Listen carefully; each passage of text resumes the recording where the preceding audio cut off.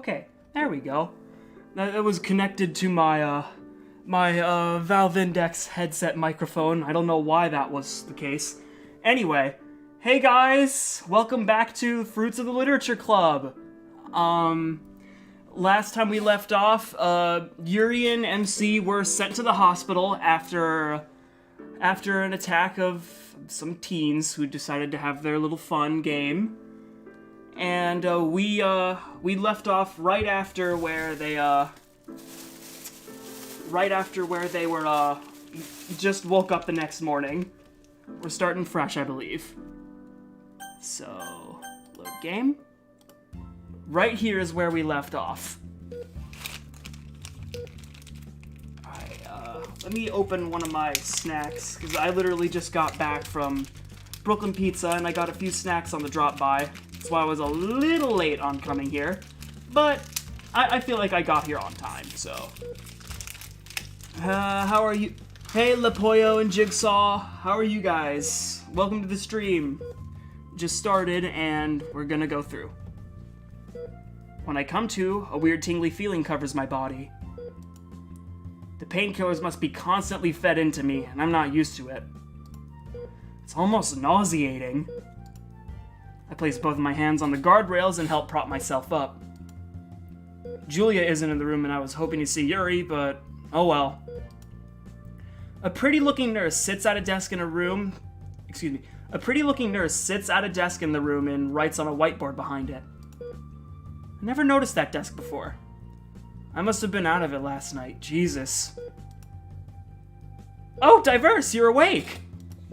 Did you sleep well? I've almost no recollection of anything that happened, so I'm not really sure. Yeah, well, you weren't that good of a condition when you came in. You became unstable and we had to give you immediate care. How does a boy like yourself even got so hurt? By protecting someone he cares about. Aww, that's sweet. It was that girl with you when you came in, right? Yeah, her name is Yuri. She's a sweet girl. One of the other nurses tell me she keeps asking for you. But, unfortunately, the both of you needed your rest. I understand. Taking a look around and peering out the window into the sunlight that blankets my eyes, I remind myself of the events that happened last night. It was so much. Well, it's like, the nurse comes in and is like, what happened to you? I fell down the stairs. Ooh, you should be more careful. It was so much, and how badly I was hurt really made it difficult to recall. How long am I gonna be in here for? Around a week. She turns around to face me. A wound as bad as the one in your stomach is gonna need a lot of attention and care. You also have to factor in that you went into hypovolemic shock. Excuse me. You also have to factor in that you went into you also have to factor in that you went into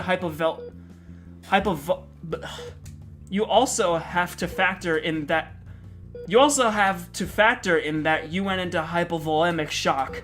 There we go. Jesus, did I lose that much blood? Oh yeah, you were almost dead white when you came in. We managed to stabilize you and get you comfortable for us to get that out of the way first. Now we're just gonna need to check up on you over the course of the next week so we can make sure you're getting better. Damn, it's a long time. I hate hospitals. No one really likes them. But they're here to save lives, and you were inches from losing yours. I'm grateful. Thank you, ma'am. Speaking of which, now that you're awake... She stands up from the desk, walks over to me, and begins wrapping the cuff of a sphygmometer around my arm, taking his blood pressure. You might feel extremely dizzy for a minute. I just need to measure your blood pressure. Then I'm gonna get you your breakfast. Oh my god, you're a saint. Oh, stop. So, I was told by my guardian that Yuri's blood labs are still pending. Do you think you have any guess as to what she had? I'm afraid not. The entire situation with you two is foggy to me. I tend to not pay attention to stuff like that. It's just something you learn as a nurse after a while. And even if I did know, I can't really tell you. Information regarding her care is proprietary and confidential. I understand completely. The nurse presses a button on an overly complicated medical device, and the cuff around my arm fills with air and compresses. Almost immediately, I start feeling extremely dizzy. If you're dizzy, just lean back against the bed until it's over. I do as she says and wait for it to stop. When she's done, the cuff eases the pressure on my arm, and I can almost literally feel the blood rushing back through. Try to eat something. I've been holding it in my arm over my mouth. It's like, when can I eat this?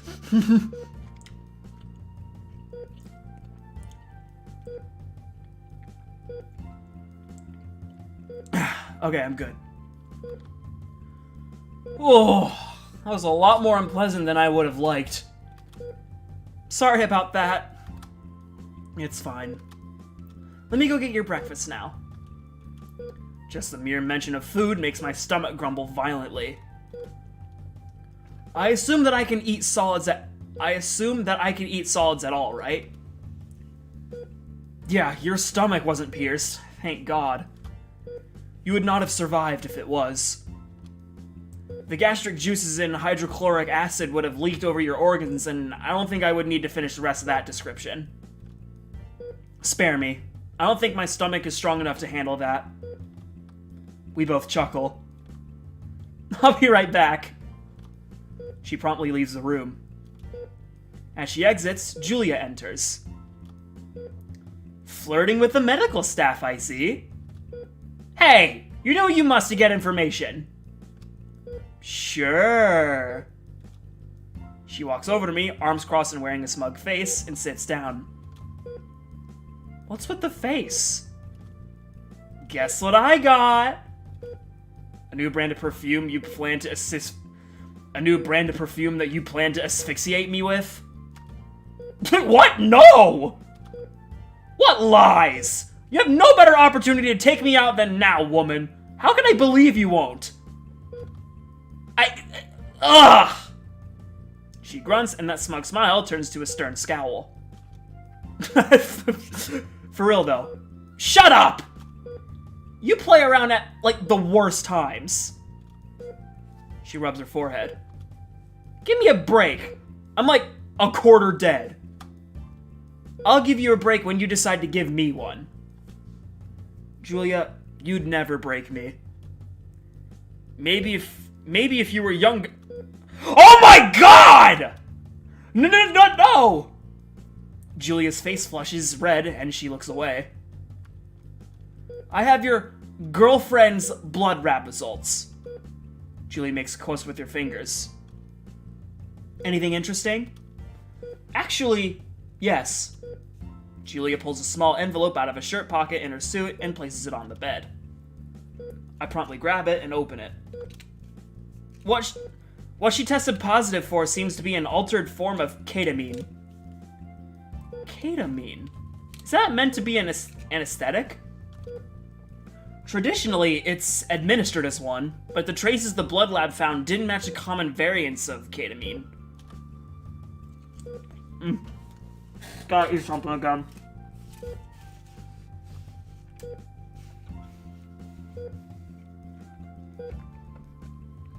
You're making me hungry even if I did eat like 5 minutes ago. Well, go eat again. It never hurts to have too much food. Well, if too much food could require you to die. You did say she was having severe hallucinations, and she can't really recall much of those hallucinations to explain. So, I think it was altered with a hallucinogen. Which, if so, kind of makes sense as to why her captors gave it to her in the first place. What do you mean? Think about it, Diverse. To either force her to tell them information or to incapacitate her. Incapacitate her. Maybe both. You're on the right track. She also did end up getting aggressive and attacking things around her. Maybe it was foreseen and they wanted her to attack you, making your escape more difficult. That would mean they would need to rely on Yuri's emotional problems. I don't quite think that is something they just know about. Does she keep that stuff hidden? Like you have no idea. I guess the only noticeable part of that is the cuts on her wrists. But she told me she was going to stop doing that. Julia stiffens her posture suddenly, but slightly. What the hell are you hiding from me? Julia lowers her voice. When Yuri was checked in, she had several wounds on her wrists that were badly infected. Son of a bitch. I lean back against the bed and calm myself. Those kinds of infections aren't ever good. Is she okay? She'll be fine, but she told me not to tell you right away. Why the hell not? Again, think about it. She feels like she completely betrayed you. She explained to me how much trust you put in her, and she was proud of herself for being strong enough to resist those urges. She even mentioned your little idea about drawing or writing on her wrists instead of cutting. Which, by the way, very good idea. But to a girl like her, that trust meant everything. Her doing what she made her feel like she wasted your confidence in her and that you'll just drop her.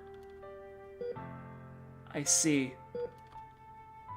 You understand a little bit better now? Completely. Julia's little lecture right there hit deep and it hit hard. It only makes me want to see Yuri more. I want to tell her that it's okay. I want to tell her that she's impressed me and made me trust her more than I ever have. I want to tell her that she was stronger than I was last night. Because she was. She was drugged, hurt, stressed, guilt-ridden, and fearing for her life constantly for days. And even after majorly wounding me, she still helped and tried her best for me.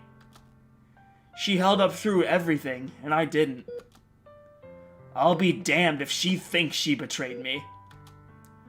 Realizing I spaced out pretty hard, I focused back on Julia. You're thinking pretty hard there. Yeah, just reflecting. That's all. What are the doctors going to do about the drug? Well, she was administered a very large and dangerous dose. Hold on.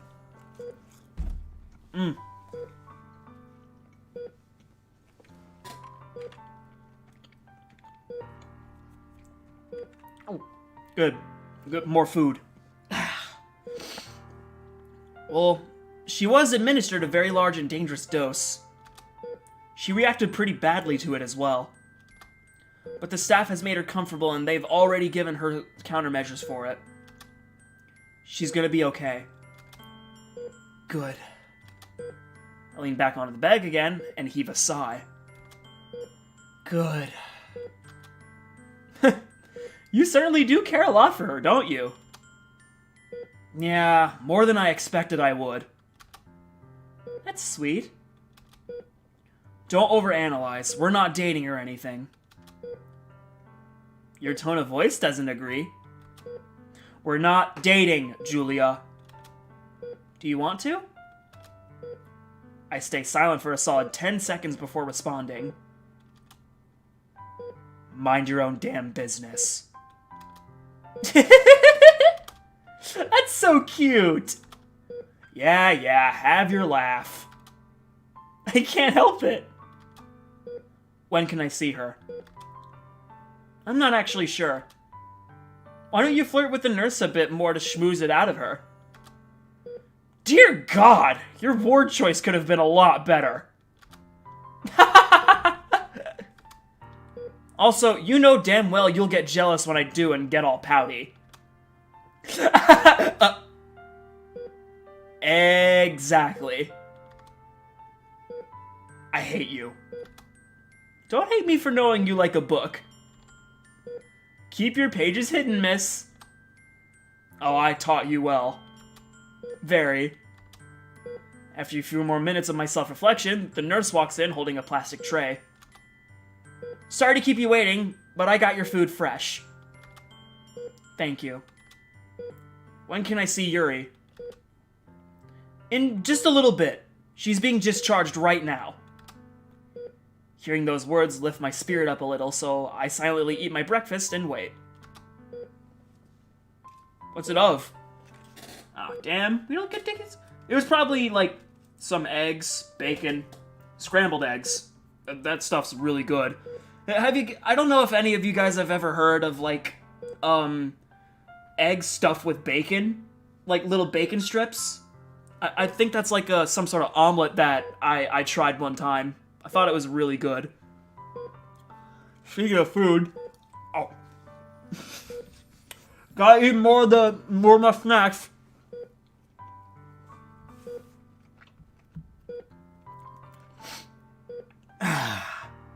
Good. After eating my breakfast, the nurse takes my tray before performing some more checkups. Another blood pressure test, and an EKG test to make sure my heart is still performing correctly. Julia gets up and leaves the room without saying anything. She returns a few minutes later with a purple-haired sight that I've longed to see ever since I collapsed. Yuri! Diverse! I'm so glad you're okay. She rushes over to my bedside. Ditto. How are you feeling? Definitely a lot better than I was last night. That's for sure. How's your stomach? It's been better. But what matters is that I'm alive. And those bastards didn't take us down. Right. I look over to Julia and nod to the side, gesturing her to leave. She acknowledges it and walks out of the room. Yuri, I'm sorry for all of that. You of all people didn't deserve to get mixed up in that, and you could have died because of me. That's a burden I'm gonna carry for the rest of my life. Diverse. Even if I wasn't in the situation I was in, I still would have helped you. Huh? You mean a lot to me. And I think we've had a lot more in common than we see. I know I'm weak and timid, but I would still try my best for you. Yuri, you're not weak and timid. Did you see how much ass you kicked out there? You held your own for consecutive days, and we still managed to get out because of that. Hell, you almost took me down! Very few people can actually say that. Yuri stays silent, her face flushing while trying to look away. But I hurt you. How can you still stand to be near me? Because I care about you. Yuri, I like you. Yuri practically freezes in place.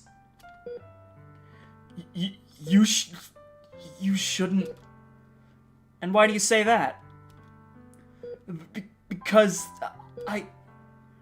Yuri slowly rolls up her sleeves and shows me her wrists. Bandage wrap covers them from the wrist up to the elbow. Although I knew about them prior, the mere sight of how severe it is still shocks me. She must have cut really deep and had nothing to clean them with. Yuri... I'm sorry. I'm really sorry! Yuri starts to cry, still trying to avoid eye contact with me. Out of instinct, I scooch to the edge of the bed rail and wrap my arms around her. You don't need to apologize. Yes, I do! You trusted that I wouldn't do it again, and I promised you! I broke that, and I feel awful! The circumstances justify it. I guarantee if what happened this last week hadn't occurred, you wouldn't have done this. Am I wrong? No. No, I'm not. You're a strong girl, and you proved it all. Don't think I stopped trusting you. If anything, I trust you even more now than I did back then. She finally wraps her arms around me, but she tightens her embrace. I can feel her sniffling as she cries. This girl, I I never thought I'd ever find someone like her. She and I may have gone down different roads, but we hit the same plot holes. Or potholes. Because of that, we've come to relate to each other in ways I don't think anyone else is able to understand. And all I want is to protect this girl from any further harm. I've heard of the... Yeah, they're good. They're really tasty. I want to be with this girl.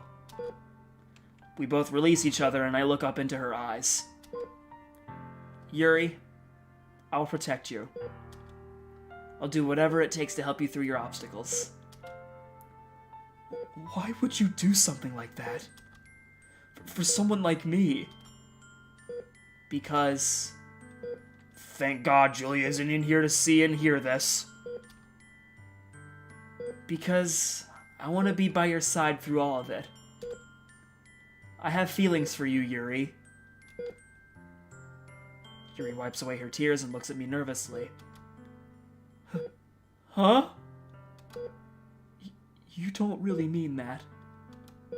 Do you? I know we talked about this once before, but I guess I'm ready. Yes, I really mean it. Yuri smiles and wraps her arms around me again. I close my eyes and hug her back. I actually did it! Never once did I think I could confess my feelings for Yuri. I've always been taught to suppress those feelings. But after all we've been through together, I can't ignore them anymore. This is an all too familiar feeling that's bittersweet. We both release each other and I lean back on the bed. Once I get back to school, everything can go back to normal. The literature club, everyone happy and peaceful. Something I needed for a long time. Yes, I look forward to that. Actually... Julia steps back in the room, putting her phone back in her pocket. Diverse, you won't be returning to school. What? Why not? Julia paces into the middle of the room and looks down at the floor. Admin has decided, since you were targeted for information, that you should be relocated. No. Julia, don't do this to me again. I'm sorry, Diverse. It wasn't my choice. The pain in my heart hurts more than the pain in my stomach. Why? Why? After all of this? Yuri struggles to hold back tears and looks away. Julia continues to avoid eye contact. I'm truly sorry, Diverse. I was just notified of this. I assume I have no choice then? No. You're wrong. Huh? I do have a choice. Diverse, you understand what will happen if you don't comply, right? I'll be taken into custody for insubordination. Correct, and I don't want that. And I don't want to leave. You're really going to do this, aren't you? Yuri buries her face in her hands and silently cries.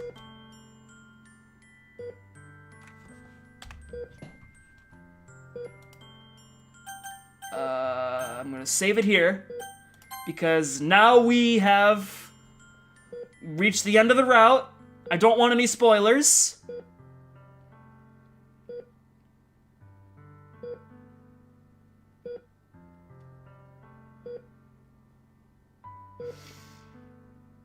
I don't know what to do. After everything we've been, leave Yuri and abandon everything. Okay, let me think about this.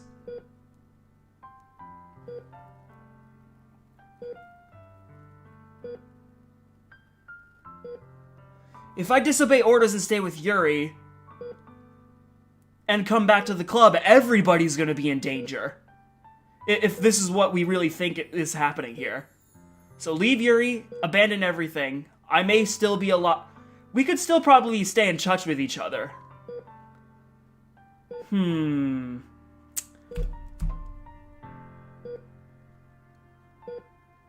I want the good ending first.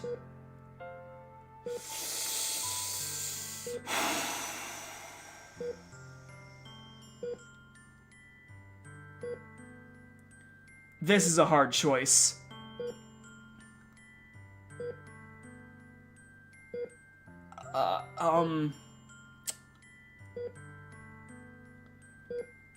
If I stay with Yuri and eventually go back to school, everybody's gonna be in danger.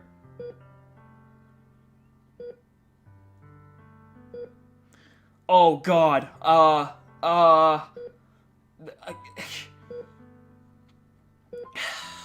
man. Monica's route's choice was kind of easy for me. Sayori's ending kind of predicted. I don't know what to,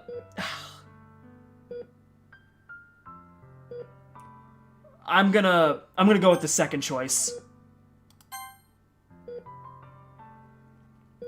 As much as I absolutely wish to defy Julia, I can't. I would make things worse for Yuri and the girls. I'd be taken into custody and kept away for a long time. Make things ultimately arduous for Julia, too. Damn it. All I wanted was just to be happy and live a normal life. And just when that was within my grasp, it's taken. I lower my head and nod to Julia. When are we leaving? After you're discharged from here.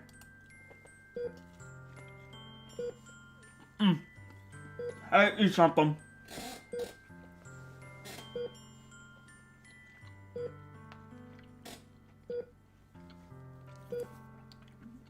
So, around a week then? Maybe less. I'm really sorry. Yuri turns and runs out of the room. Seeing her leave hurt me a lot more than I expected. I can barely bring myself to lift my head. I'll take care of the arrangements. You just rest up, and when you're discharged, I'll give you time to say goodbye. You do know that is gonna destroy me, right? There's no other way. It's better this way. Trust me. It's kinda hard to trust you now. Julia looks away, evidently hurt by my words. But right now, I can hardly care. Just go. I want to be alone for a while. I see. Without saying another word, she turns and silently walks out of the room. Unable to really contain my emotions, I lean forward and rest my head in my hands. Not only have I created a life here with Yuri and the Literature Club, but I forced myself to walk away from them, to leave them behind, to abandon it all. You're always the reason for misfortune. I mean, look at you, boy! You got that poor girl's hopes and you got that poor girl's hopes, oh my god. You got that poor girl's hopes up just for you to so cruelly stomp them back down. I'll keep this up and you'll be just like your old man. No matter where I am in life, I have a reason for living that I'm not able to change. My life, my person, my existence belongs to Julia and the company. And as much as I want to reclaim it as my own, I have no power or authority to do that. More importantly, I belong to Julia. Since both she and Ashley raised me and gave me the life I have now, they provided a starving and dying child with a new chance at redemption. Now I'm a revenant. It's entirely possible that I don't deserve a normal life. I am what I am. It doesn't matter how far I run or how much I hide. I'll always be what I am. A tool for others to use for their own benefit. Trying to force myself into believing those words, I give myself a pretty bad headache. Lifting my head off of my hands, I lean back onto the bed and stare out the window.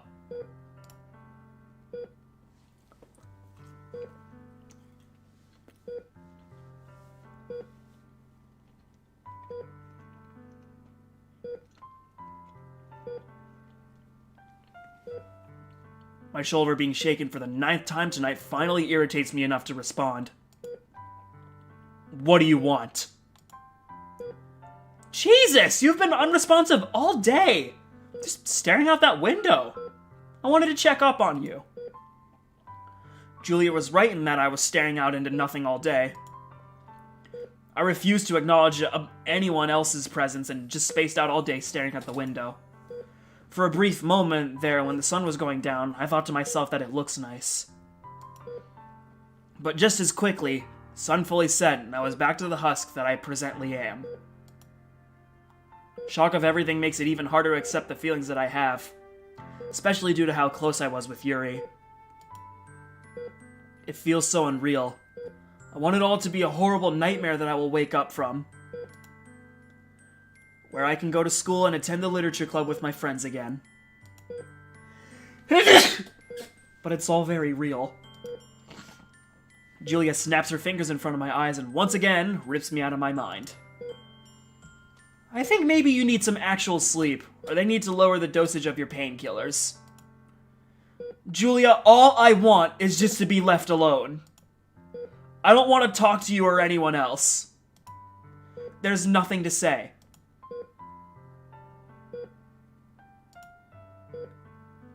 Well, isn't this a case of deja vu, huh? When Ashley and I first picked you up, you never spoke. Do you remember what you justified it as? Yes, I do. You said, there's nothing to say. Damn it, Diverse, I can't have you reverse on me like this. Can you blame me for doing so? Julia, I am being taken away from a life that I had desired for a very long time. Listen, I know it's hard right now. She sits down on the side of the bed next to me and wraps an arm across my shoulders. But you will pull through it. You've been through worse. I'd prefer if I hadn't. All of us do. Was there anything else you needed? Other than that, no. Julia stands up from the bed and positions one of the chairs so that she can rest comfortably on it. Finding her groove, she places both her feet at the end of my bed. Staying here again? Mm-hmm. Although it may not seem like it, Diverse, I still care about you a lot. It might help to have someone with you for a while. Whatever you say. I turn my head and stare back out the window into the darkness.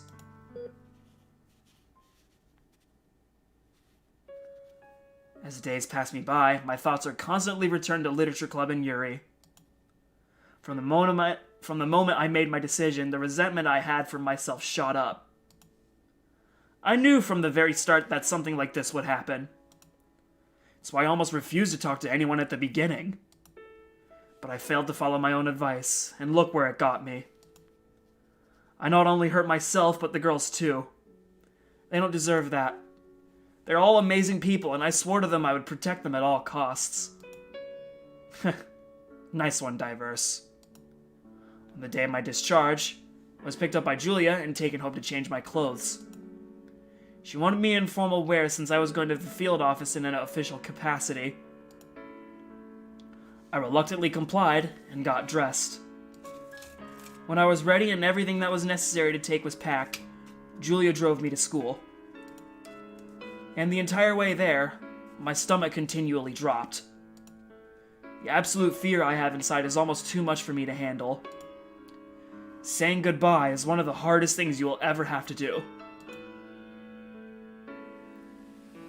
Swallowing my emotions, I gather up enough courage to grab the handle and open the door.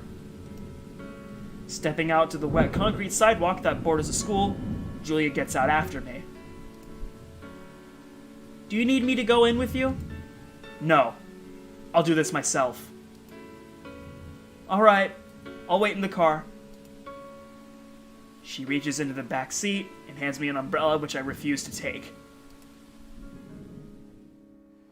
Traversing through the school, the empty hallways make the echoes of my footsteps all the heavier. It's a workout just to pick up my feet. My body and heart are doing everything possible to keep me from doing this. But I can't leave without saying goodbye. Arriving outside the door of the clubroom, my heart stops inches from the doorknob. It's now or never, Diverse.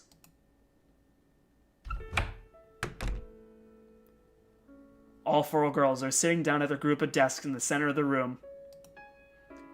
Their watery eyes all stare back at me, begging for me to give them good news. And for once, I'm completely speechless. Words fail to come to me in this situation. What do I say? What can I say? After an excruciatingly awkward moment of silence, I finally am able to break the tension. I'm sorry. I'm sorry to all of you. Sayori gets up from her chair and walks over to me, her arms outstretched. I open mine and allow her to hug me. You don't need to say sorry, Diverse. It's not like you can do anything about it. I understand that sometimes we just have more important obligations we have to honor. Diverse. I know you have to leave, which makes this a lot harder for me to say. But thank you. Thank you for everything you have done for me. You taught me a lot about myself, and you helped inspire courage and self-esteem inside of me that I never thought was possible. And even though you have to leave, I will always cherish the memories we shared together. Yuri's words hit me really deep inside. I feel the sting of tears develop at my eyes. Desperately trying my damnedest to stop them, I fail horribly and can feel a tear roll down my right cheek.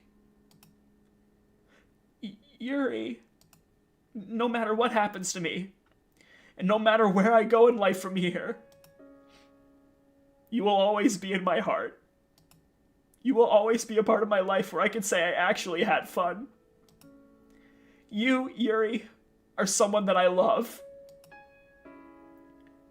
Yuri tries to look away, but ultimately runs to me and Sayori and joins our hug.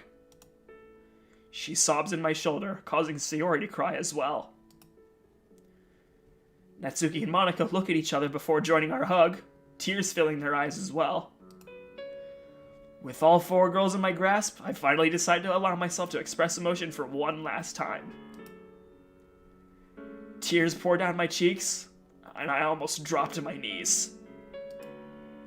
Why? Why did I have to do this to these girls?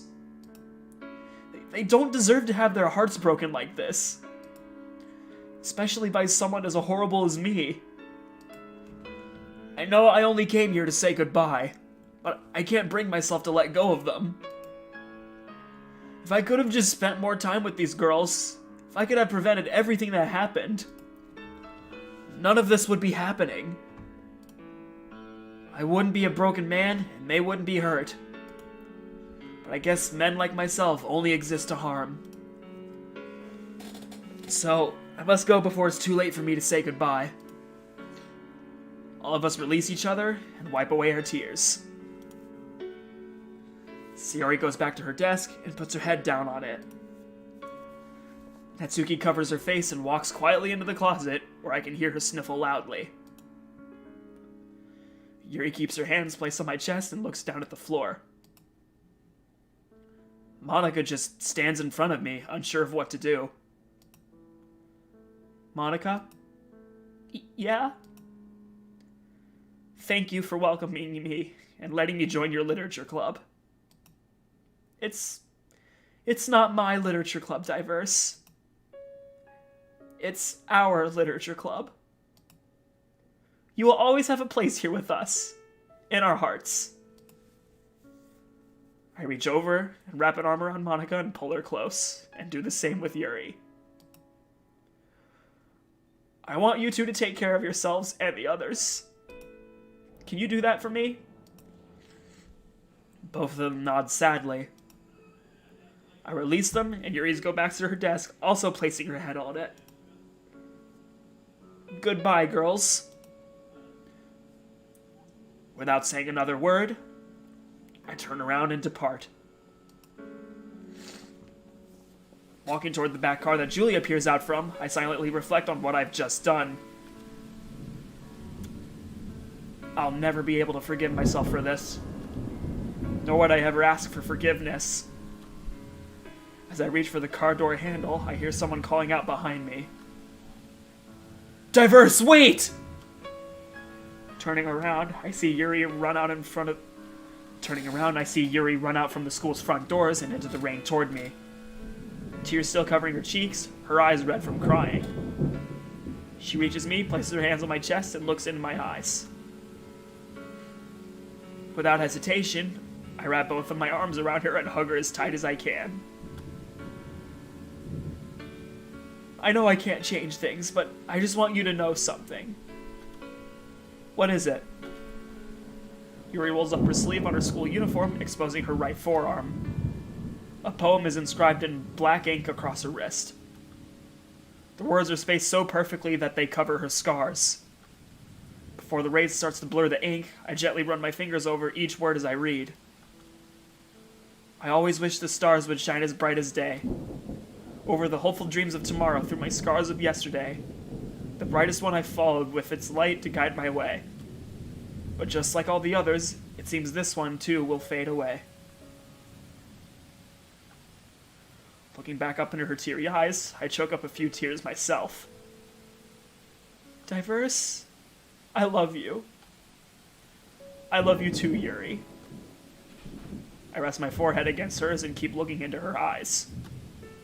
The rain's still falling down onto us. It seems as if the angels in heaven themselves are shedding their tears for us. And each drop makes everything just hurt worse. I raise my head up and place my lips against Yuri's. We share in a kiss for a solid minute in the cold rain. When we finally release each other, she looks back into my eyes. Goodbye, Diverse. It takes the remaining amount of my strength just to respond with the entire reason I came here. Goodbye, Yuri. We both release each other and I turn to get into We both release each other and I turn and get into the car. When I close the door behind me, Julia starts the engine and accelerates. As the car gets further and further from the school, Yuri remains outside and watches me leave. The last look I get of her was her dropping to her knees and placing her hands against the ground.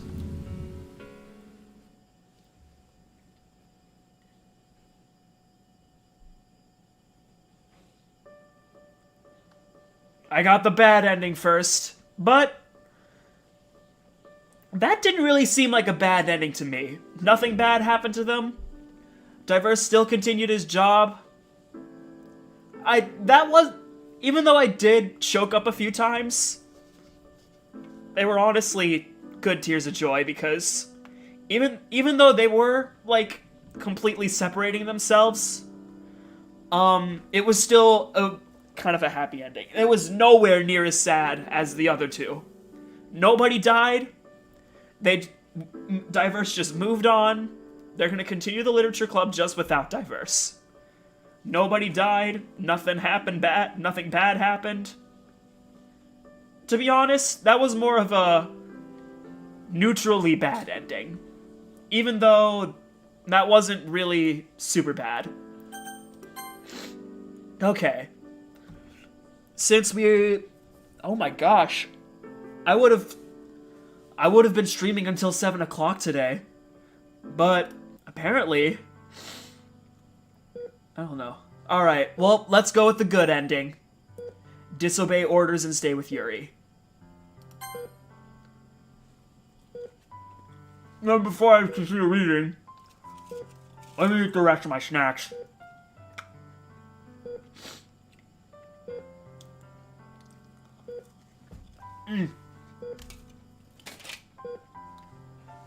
Still have more though.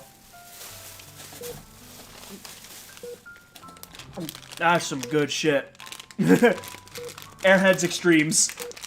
Good stuff. Okay.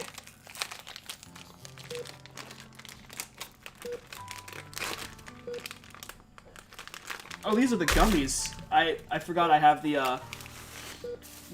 other ones deeper into the bag. Anyway, let's get this good ending. I understand the consequences of my decision, but I do not wish to leave Yuri and the Literature Club behind.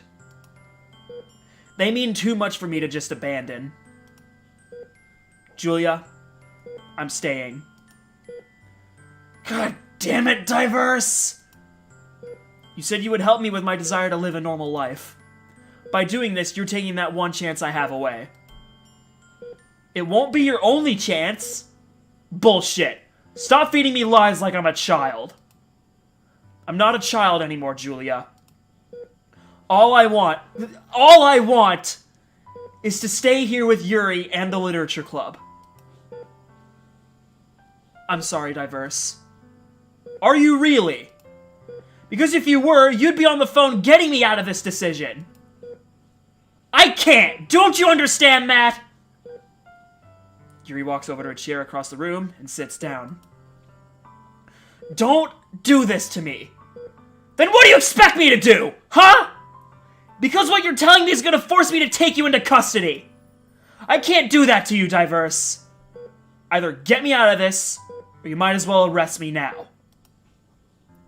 Julia seems thrown off by my command. I know deep down inside she can't bring herself to ruin my life.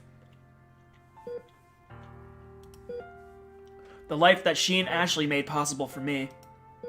She understands where I'm coming from and how I feel. And granted, I understand her point of view and how she feels too. But I will not be made a fool and forced away from those that I care about. I'm being hard on her, but I have no other choice. You're making this much harder for me than I can really handle. Then please. I lower my tone and calm myself a bit. Get me out of this. I know you can, Jules. You're almost as good of a smooth talker as I am. Do you know how many times I've talked you into doing something you didn't want to? Damn it. I know you can help me, Julia. I trust you. Do you really? Because I don't know how to repay your trust. Julia herself starts crying. This isn't something I can just tell them, no, sorry. Let's think about this. Admin said it was because I wasn't information targeted, right?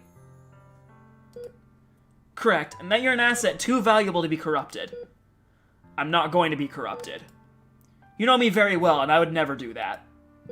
I do, and I know very well that you won't. But admin doesn't think so.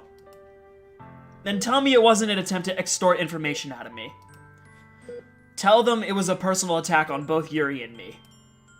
An attempt of trafficking, ransom, something like that. You might be onto something there. But a report was already written up at... I put my hand up to stop her. Oh, sorry. I was swallowing a gummy mid-sentence. I know you haven't submitted that report. The order to relocate me was preliminary to the actual report, right? Correct. But even if I do change it, they're most likely going to still go through with the order. You can at least try? Please, Julia. That's all I'm asking. Diverse. She stares at me for a second, trying to get me to back down. But unfortunately for her, I don't plan on it. Fine. But you're only gonna make this worse for yourself in the long run. I'll accept what happens to me. Julia walks out of the room, leaving only Yuri and me. She looks as distraught as I am. After breathing a heavy sigh, she stands up and walks over to me. You're going to get arrested if you don't go? Something along those lines. Yeah. Then maybe you should go. I always make things worse for people. And now I face bringing you that burden again. Yuri's eyes are red, and I can tell she's trying very hard to hold back her tears. Yuri, leaving you would do me more damage than staying. But I can't let you throw everything away from me. Diverse, I care about you too much to let that happen. Yuri, in life you have to make sacrifices. And they're never easy decisions to make. But I made mine. Are you sure that's the smart decision, though? It definitely was not, but I came here so I can live a life of normalcy. To finally relax and learn to develop myself as something other than a tool for others to use. Now that I'm finally attaining that, people wish to rip it from me. I will not let that happen. But it sounds like it was for your safety. Yuri softens her voice and peers off to the side. It looks that way on paper. My safety isn't something my profession is concerned for. They're only worried about the potential of leaked information. Trust me, I know what I'm doing. Yuri still retains her hesitation and sniffles a few times. I take her hand into mine and look into her amethyst eyes. I trust you. She smiles weakly. You're discharged from the hospital, right? Yeah. You should get home and get some rest. Will you be okay here alone? Yeah, I promise. Okay. Yuri leans forward and gives me one last timid hug before leaving the room. The emptiness of the room and the weight of my decision almost makes me feel like I'm being crushed by some invisible force. Even through the painkillers I have coursing through me, the drop in my stomach makes everything hurt. I know the decision I made is going to have its consequences, but I stand by it. Leaning back onto the bed, I close my eyes and let my stress and exhaustion pull me to unconsciousness.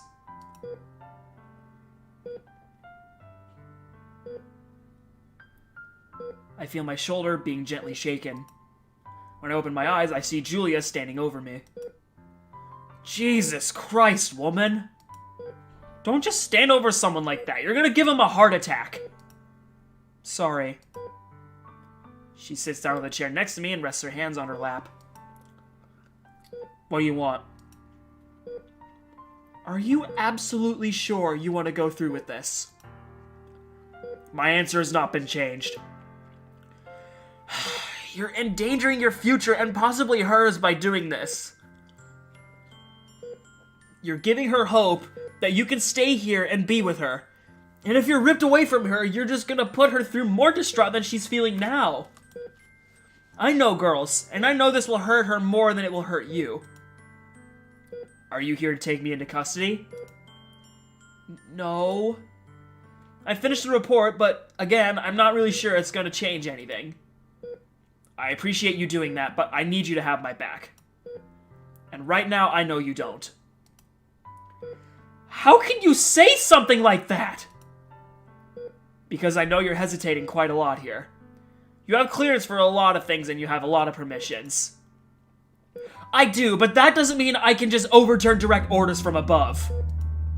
If they see that you were targeted solely for information, they're gonna take measures to restrict that from happening again. Julia, what happened was not an internal matter. It was domestic. Yuri and I went to the police after escaping. As far as they're concerned, it was a kidnapping that we got away from. We never told the police it was an attack solely on me for information about an organization we can't say anything about. Julia looks at me intrigued. The only people who know about that are Yuri, you, and I. I've already told admin what you told me. You told admin what an incapacitated, loopy teenager really high on painkillers told you? What merit would that truly have? Coming from you, quite a lot. Admin doesn't know that. Ugh. Julia, it's simple if you go by this approach. I raise the pitch of my voice to try and imitate hers.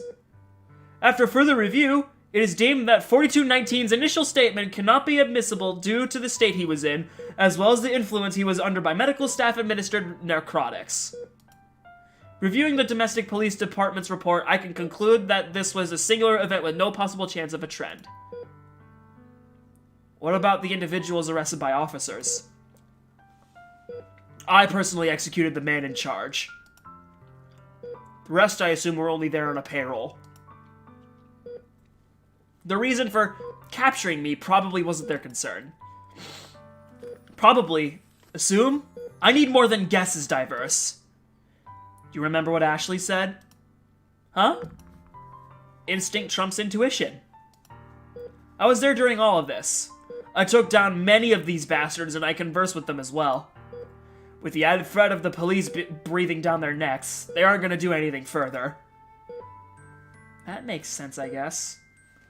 I reviewed the police report and several arrests were made.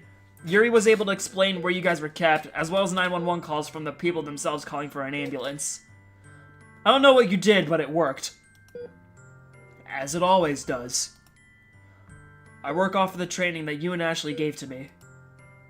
And even if I can't fully trust the decisions that I make, like the one I made earlier today, I still go with it.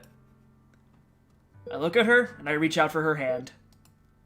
She hesitates, but places her hand in mine. It was because of you and her that I'm able to make these decisions. Look, I'll see what I can do. Thank you, Julia. That means a lot to me. Don't give me thanks yet. Nothing has happened.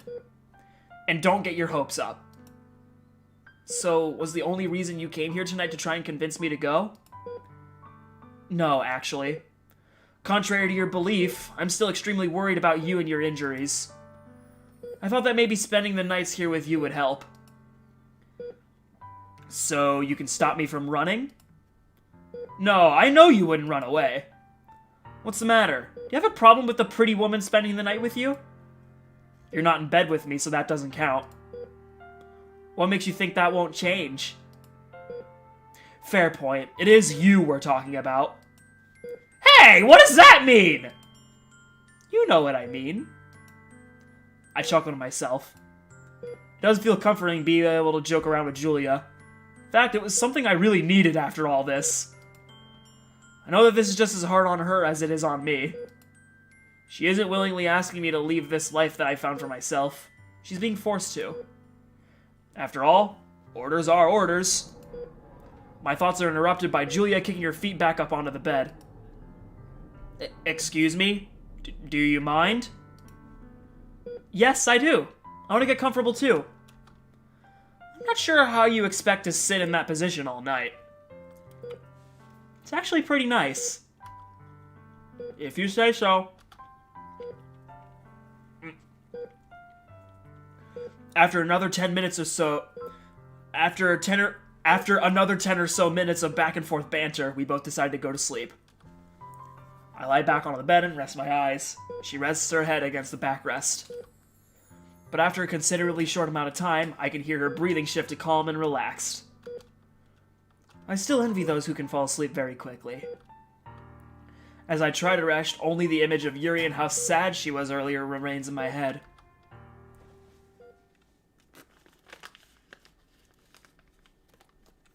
The hospital. Hospital food is something you don't expect to be good. But to be fair, I don't particularly have a preferred taste palette. However, the food over the course of this past week hasn't been bad. Kinda like it. The only downside is that it reminds me of the food I had back in my old school. The tray and everything else, too. But I continue eating as Yuri, Sayori, Monika, and Natsuki walk into the room. It's been almost a week since I was admitted to the hospital, and this is the first time I'm seeing the other girls since the incident. Diverse! Sayori yelps and stops at her place, almost as if she doesn't know what to do. Natsuki's completely silent. Oh my! Diverse, are you okay?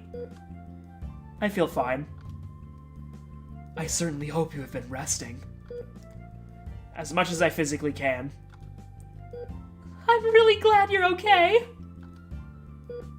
Yuri did say you were hurt and needed time to recover in the hospital. How badly were you hurt? Pretty badly. Yuri looks away, making it painfully obvious that she's too scared to say anything. The guilt she still feels about stabbing me really eats at her. She and I had a conversation about a few days ago. Nothing really much to explain. I was just hurt. I'll be fine. It'll just take me a bit to recover. Yuri's head peaks and oh god. Yuri's head peeks at me as I burp. Unexpectedly. And then my stomach still kind of stings. Yuri's head peaks and she looks at me surprised. Almost as if I saved her from explaining something very emotionally difficult to her friends. I gave her a "you don't need to worry" glance, and she evidently calms down. Well, no matter what, we were worried about you, and we're super glad you're okay. The club has been a little quiet since our two most renowned readers were absent. We had to resort to Sayori reading a book out loud. That sounds troublesome. Hey! What? You like to read really cheesy stuff. Just because I've read Milo and Otis 7 times doesn't mean that it's all I've read. We all chuckle. So, when can we expect you back? Both Sayori and Natsuki look at me for an answer.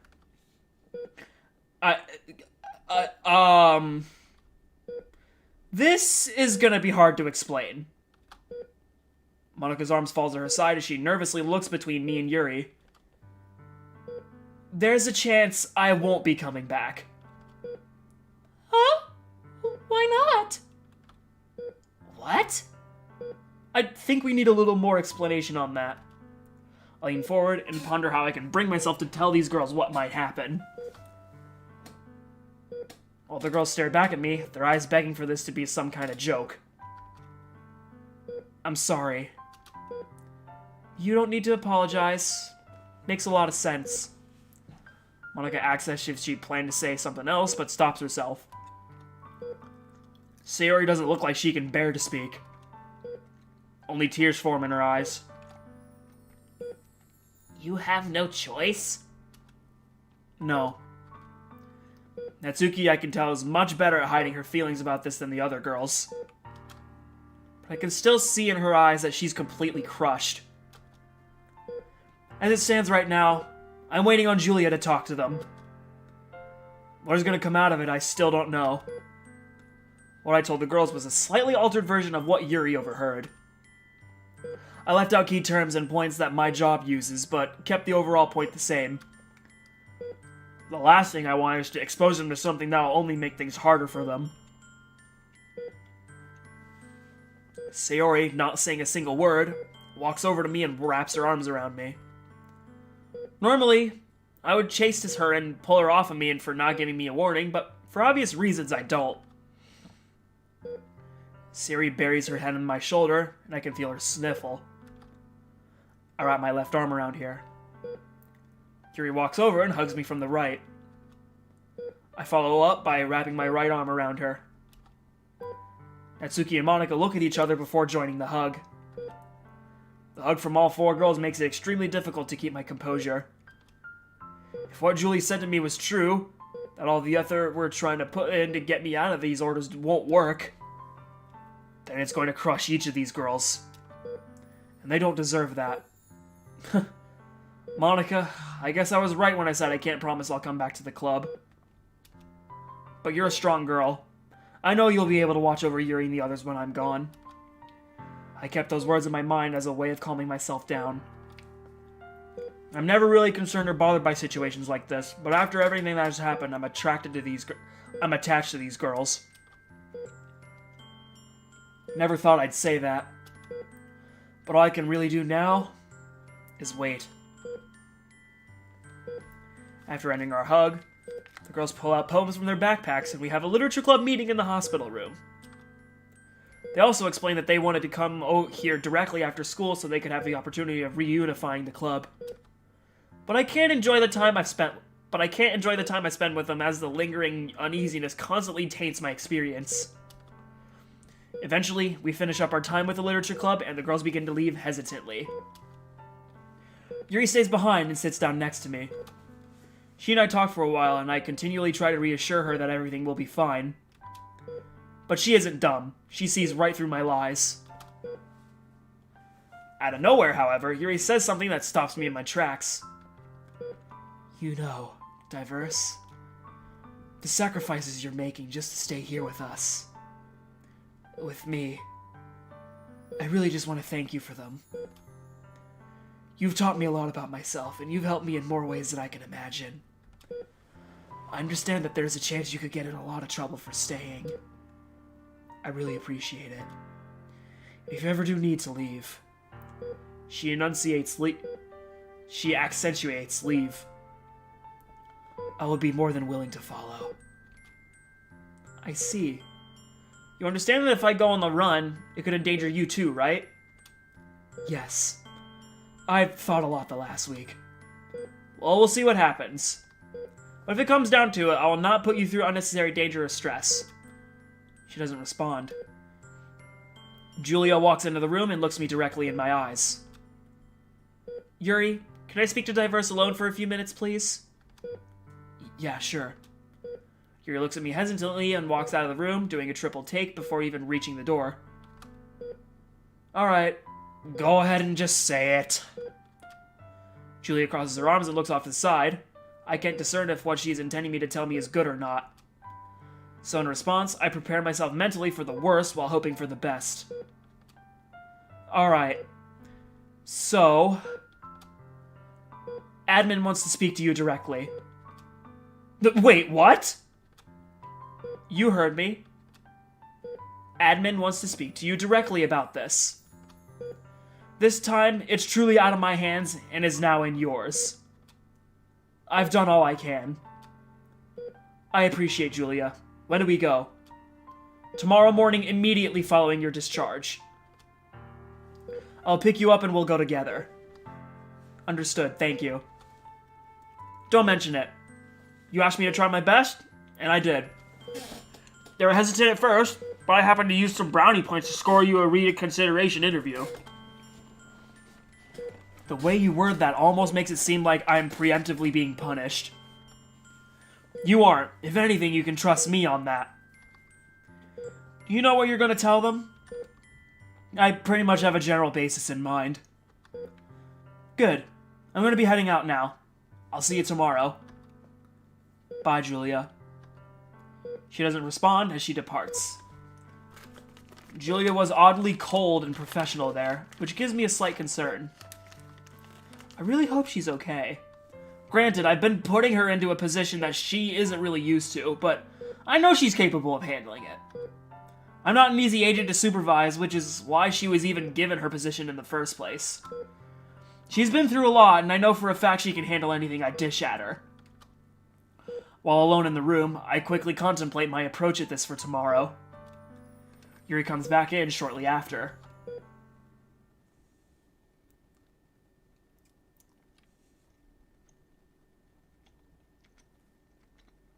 "11 in the morning.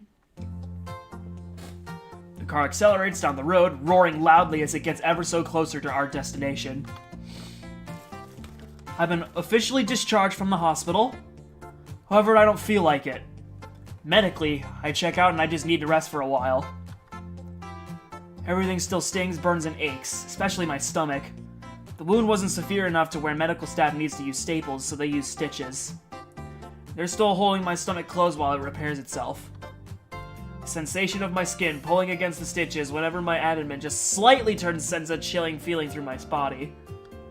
It's not the greatest feeling, that's for damn sure. Julia picked me up right after I was handed my discharge papers and quickly ushered me to her car. She isn't in her normal casual suit or tank top attire. She's complete in a full formal business suit, which actually clings and contours to her body very well. And I only have the clothes she brought me from my house.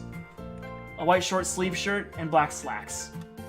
Guess you could say I was semi-formal, if that at all. Julia didn't give me any extra time to go home to prepare for this and was adamant I wear what she brought me. What's worse is how quiet she is during our drive. I make multiple attempts to talk to her and only get partial, fragmented statements and answers. After a while, I just stop caring and wait for us to arrive. While we enter a checkpoint, Julia hands both her ID and mine to the guard. checks both of them and looks at our faces before returning them and opening the gate. I look around the huge property and watch all the people walking to and from the many buildings peppering it. Then, my eyes focus on a large building in the center, which is the main building of this post of where I'm going. When Julia parks the car, she looks over at me and keeps her tone professional. I'll be with you during this interview. I want you to explain everything that you feel is going to help keep you here. Understood. Shall we go? She doesn't respond and exits the car. I do the same and follow her into the building. Several recognizable faces look at me when I walk through the main doors. Julia and I enter an elevator and head to an upper level floor. When we get out of the elevator, my feet step on a very expensive and lush shag carpet. A waiting room across from us, surrounded in pristine glass, calls out to me. After signing in, I sit down in the waiting room with Julia and prepare. It isn't long before I'm called. Following a rather cute intern, I'm led to an office that is very similar to Julia's. Julia sits down on one of the two couches placed in the middle of the office. Sorry, I'm eating gummies. I stand at the door and bring my attention to a figure sitting at the desk at the end of the room. 4219, reporting as ordered, ma'am. Sit down. Yes, ma'am. I quickly walk over to a chair on the opposite side of her desk and sit down at it, keeping my eyes on her for the entirety of my movement. The woman before me is someone I've seen only a few times around here. I've heard from other coworkers that she's a stone-cold bitch, while others say she's a warm-hearted angel. Better to have her than the others I could be speaking to, I guess. Alright, so let's see here. She flips through several papers that are neatly placed onto her desk. 4219, you were injured during an altercation on the 9th? Correct, ma'am. And the reason for your injury was? Ma'am, the reason for my injury was due to an attempt to escape a hostile situation I found myself in. She starts writing into a notebook, not making eye contact with me a single time as I speak. Hostile situation? Elaborate. Petty criminals abducted both myself and a classmate I was with at the time. She stops writing and looks up directly into my eyes. Petty criminals abducted you. Correct, ma'am. Before we continue, I believe I need an explanation for that. Certainly. I'm definitely aware of my abilities as an employee here, and I am sure you are as well. During the incident, I assessed the threat and found it a better approach to get kidnapped so I can infiltrate. Once I was inside of the building my classmates and I were in, I then found it easier to escape the situation. So, you're telling me that you let yourself get kidnapped so you could sabotage the group of petty criminals internally? I couldn't have said it any better myself, ma'am. I see. Why did you feel this was the best approach? At the time, I was outnumbered with several armed aggressors surrounding me. If I fought back, I would have surely died. Interesting for someone with your ranking to say that. Ma'am, I fully understood the situation and the circumstances I was getting in. It was favorable that I took the route I did. Well, I guess you did something right because the police ended up handling the situation following your escape. She reaches into her pile of papers and pulls out a police report. What exactly was the motivation of these petty criminals? Money, ma'am. They were intending on extorting us for ransom. I use the word extort because I know for a fact that she's gonna use that word very soon. Extorting you for money, huh? Well, it seems here that you provided your division chief a statement that is different. She looks at another paper and reads what it says. I was asked about my personal affiliations and my employer. This doesn't look like it's for money, Diverse. Ma'am, with all due respect, I believe you should understand the context of the situation better. Excuse me? Diverse! I mean that in no disrespect. Thus why I used with all due respect. Please, may I continue with what I was saying? Make it good. Ma'am, it is not uncommon for victims in a kidnapping to be asked about employment or family affiliations. Especially if it's going to be based around ransom. If you kidnap someone, you want to make sure you're extorting money out of the right people. If it turns out that the person you kidnap works for a very wealthy company, you use that. So what, did you just tell them who we were? Negative. In fact, I told them my employment was with a janitorial firm part-time. That is what I meant by personal affiliations and employer. Still doesn't sound like that. Again, ma'am, I was also extremely unstable at the time of that statement. I was under the influence of extreme narcotic painkillers in the hospital. I had just exited hypovolemic shock and I was still dizzy and not at all there. My word uses could have been a little better, I agree, but not scrutinized deeply. Makes sense. Thank you for explaining that. You understand what I would have to do if this was an attack on the agency, right? Mandatory relocation. I'm painfully familiar with that. It sounds like you would be opposed to that. Very much so. Explain. Ma'am, I have wanted to sort of create a stable environment for myself. One where I can attend a local school and broaden my own horizons while also performing my duties as a reserve. And since arriving where I am now, I have done just that. I'm attending high school, I'm a member of an academic activity after school, and I'm providing myself a stable living environment that I have wanted since I was a child. All the while, I'm still maintaining and even exceeding the standards the staff here have laid out for me. Huh. Interesting. She walks off to the side and pulls out a folder with several sheets of paper inside. Placing several of them on the desk, she looks over them with great interest. Yeah, I guess you are correct about that.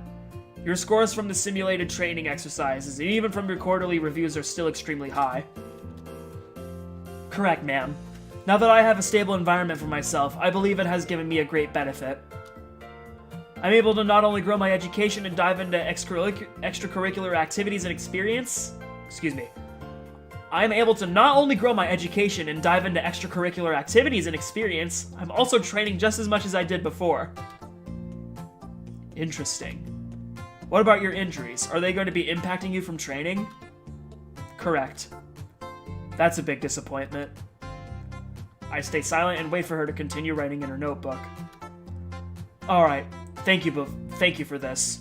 I believe it has helped me come to an informed and objective decision.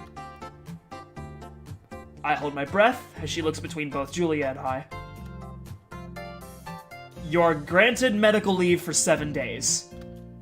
Immediately following your leave, you are going to be given an assignment and relocated elsewhere for the duration of that assignment. I don't respond and just tilt my head, looking at the floor in defeat. This is a temporary assignment and will last for 6 months. And since your performance has, if anything, increased since you lived here, you will be permitted to return following this assignment. I look back up and notice her staring at me. I know you don't wish to leave Diverse, but for the safety and security of the intelligence you possess, we are going to be ensuring measures on our end. Do you understand me? Yes, ma'am. I do. Good. And since you have operational housing here, I will put a hold on that so when you return it's still available to you. I appreciate that. Julia, do me a favor and keep an eye on him. Of course, ma'am. Is there anything else you request from us? No, you both are dismissed. I nod to her, stand up, and walk out of the room with Julia. She places a hand on my shoulder when we get back to the elevator. It'll be okay. I promise, Diverse. I don't speak. Silence is the only thing I can really give her right now. It may be only a temporary assignment, but I already know how hard this is going to be for the girls and for myself. They promise me it's temporary until I get the papers that say it's now permanent. But it's probably for the best.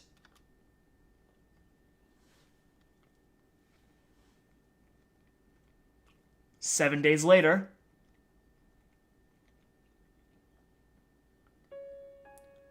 I walk into the club room and look in the direction of the other girls.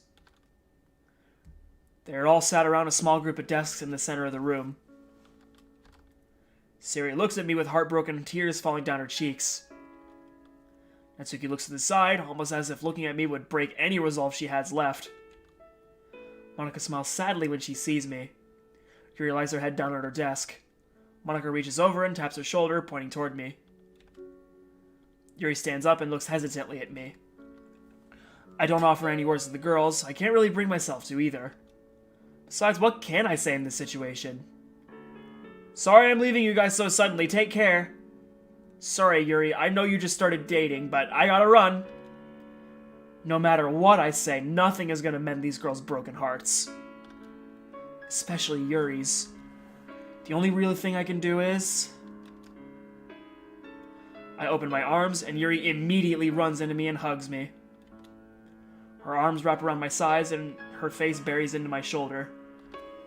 I wrap mine around her and hold her tightly. Yuri weeps into my shoulder and clings onto me for dear life. I don't want to do this to her, but I don't have a choice. The other girls look at us and try to hold back their tears too. I turn my head slightly and whisper into Yuri's ear. I'm so sorry for this. You don't have a choice. I don't blame you for doing this. Nor will I ever. She shouts and starts crying more intensely onto my shoulder. Seeing this burst of emotion from Yuri is a very rare sight, which makes it all the more impacting. I'm not going to ask you and the girls to wait. I only ask that you take care of yourself, okay? I promise. Yuri moves her hands to the front of my white dress shirt. She gently places her hands against it and rests her head on my shoulder again. I gently stroke the back of her head and look at the other girls. Monica nods to me to affirm something I made to her promise to me.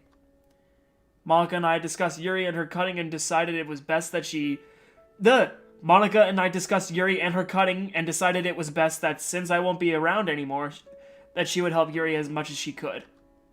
She needs her friends more than ever, and it pains me that I can't be there for her.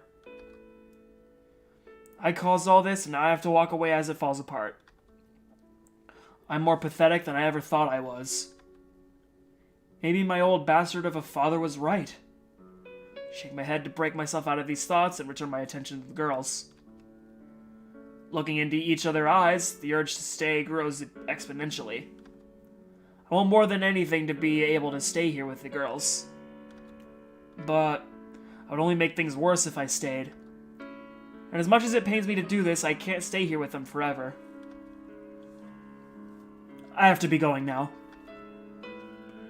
I just wanted to let you all know that I've really enjoyed my time here with you. You girls have helped me more than I could have ever imagined or asked. And I'm not sure how I can repay any of you. You don't need to repay us, silly. You're an influence on us all, and I think you've done more for us than anyone else has, or will. For that, I'm sure we're all very grateful for you. Yuri and I let go of each other. She looks into my eyes before turning around and walking back to her desk. I have to be going now. Goodbye, girls. As I turn away, I hear Monica call out to me. Wait! Monica reaches out for me, her sad smile frantically trying to mask her tears. Thank you for being part of the literature club. You don't need to thank me for that. I enjoyed every minute of it. Without saying another word, I painfully depart.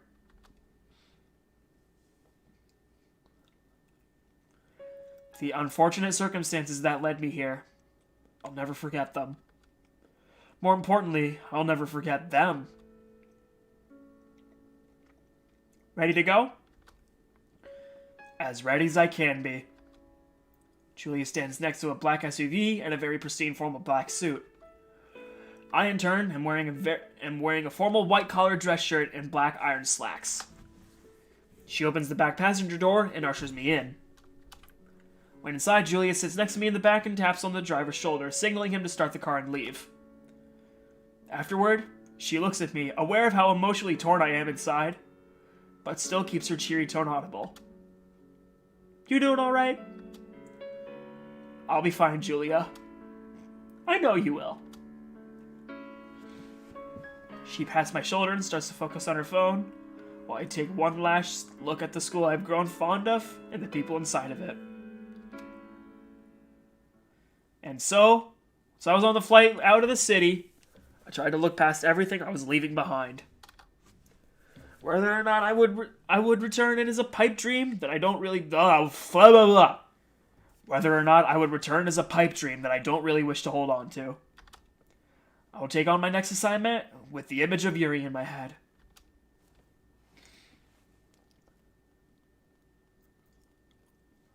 Six months later,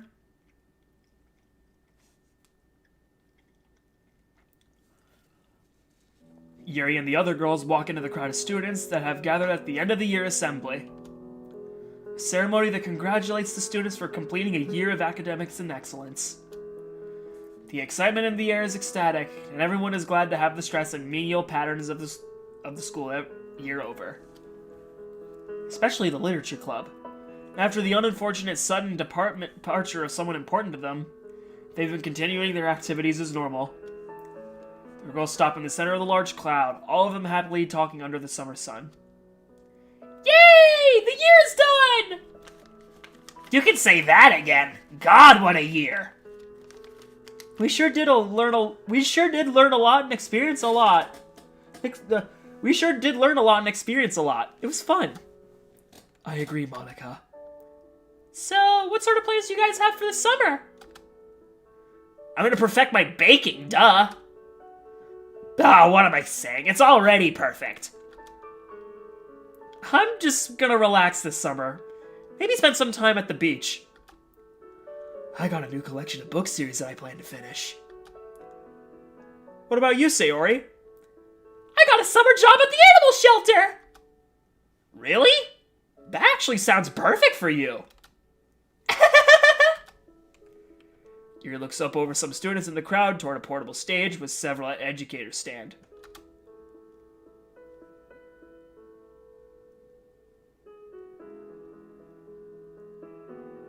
The girls reach over to tap Yuri on the shoulder and point behind her. Huh? Long time no see, Yuri.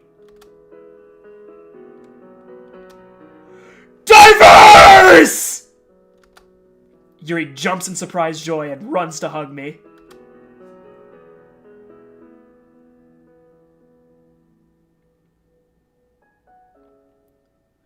What makes a good soldier? His brain or his heart.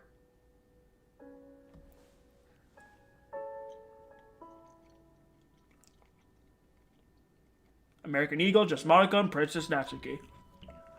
Alright, that is the Yuri route done!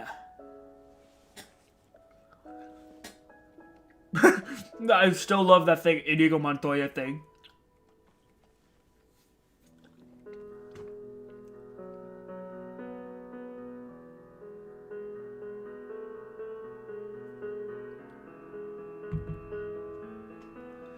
Yep, that was cute. That was cute.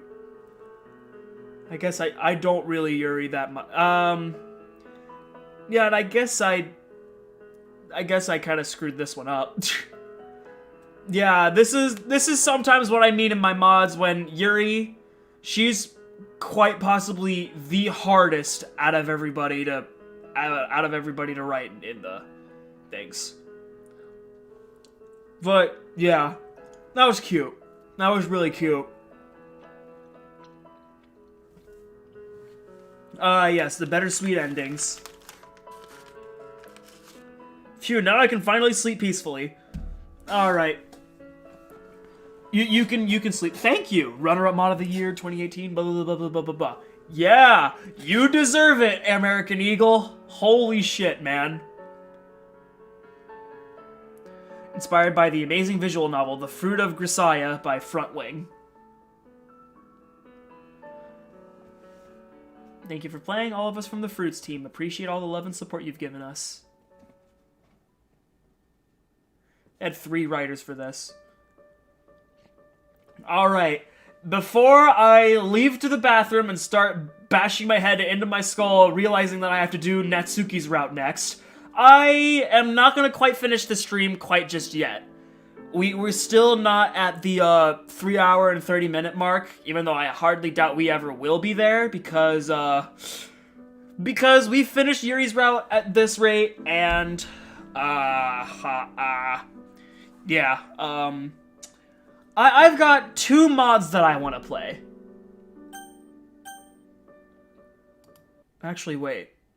Yeah, I do want to play some mods that I have a mind for. All right, I will be back. And oh, I forgot I didn't make a card for I'll be right back. So I guess you're just gonna be stuck with the start screen. All right, give me a second while I download the mod in question. While I download the mod in question.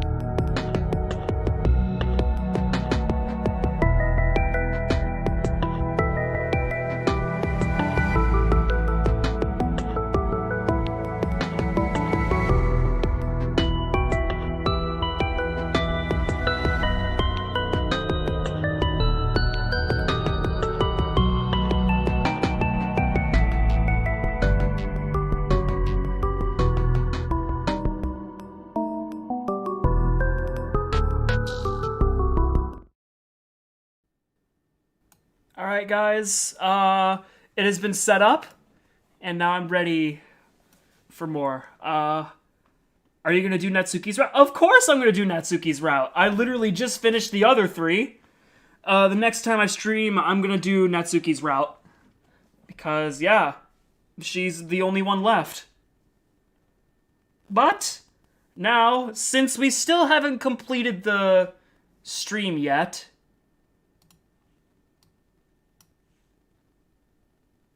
I am gonna...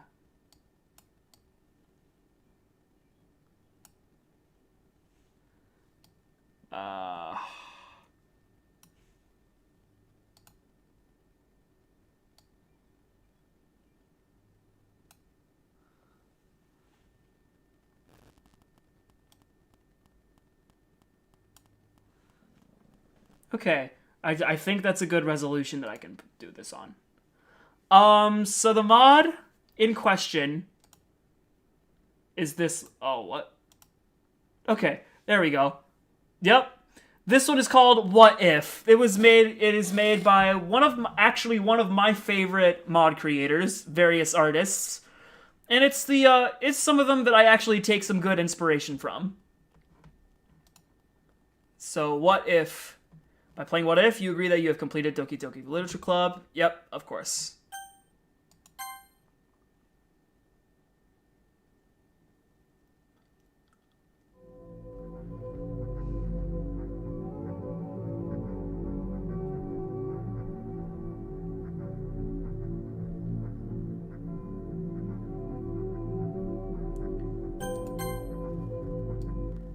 Turn down the music a little bit and turn up the sound.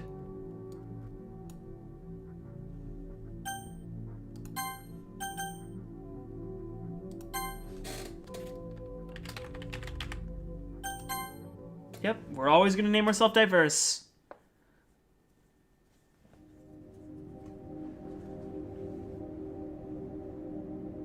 Oh, I gotta fix the resolution.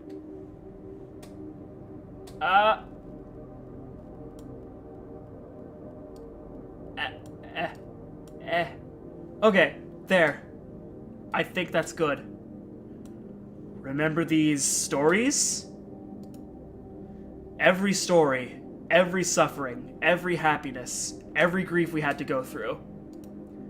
These stories were forced upon us, leaving a mark in our core for others to look. These stories cannot be changed, but only be read over and over until the very end of everything where you can find me. Written characters, including us, may follow the path that has been chosen for them, with no way of escaping from it. We were there, and now we are here. And here, everything is possible, depending on what the mind of the creator has to offer. Have you ever wondered what would have happened if things were different? If they were detached from the original story? Now, you have the chance to get a glimpse on those new stories of What If. Yep, this, What If. I think this was, inspired by Marvel's What If not given the, little, title card at the start. What if Sayori came back in Act 2?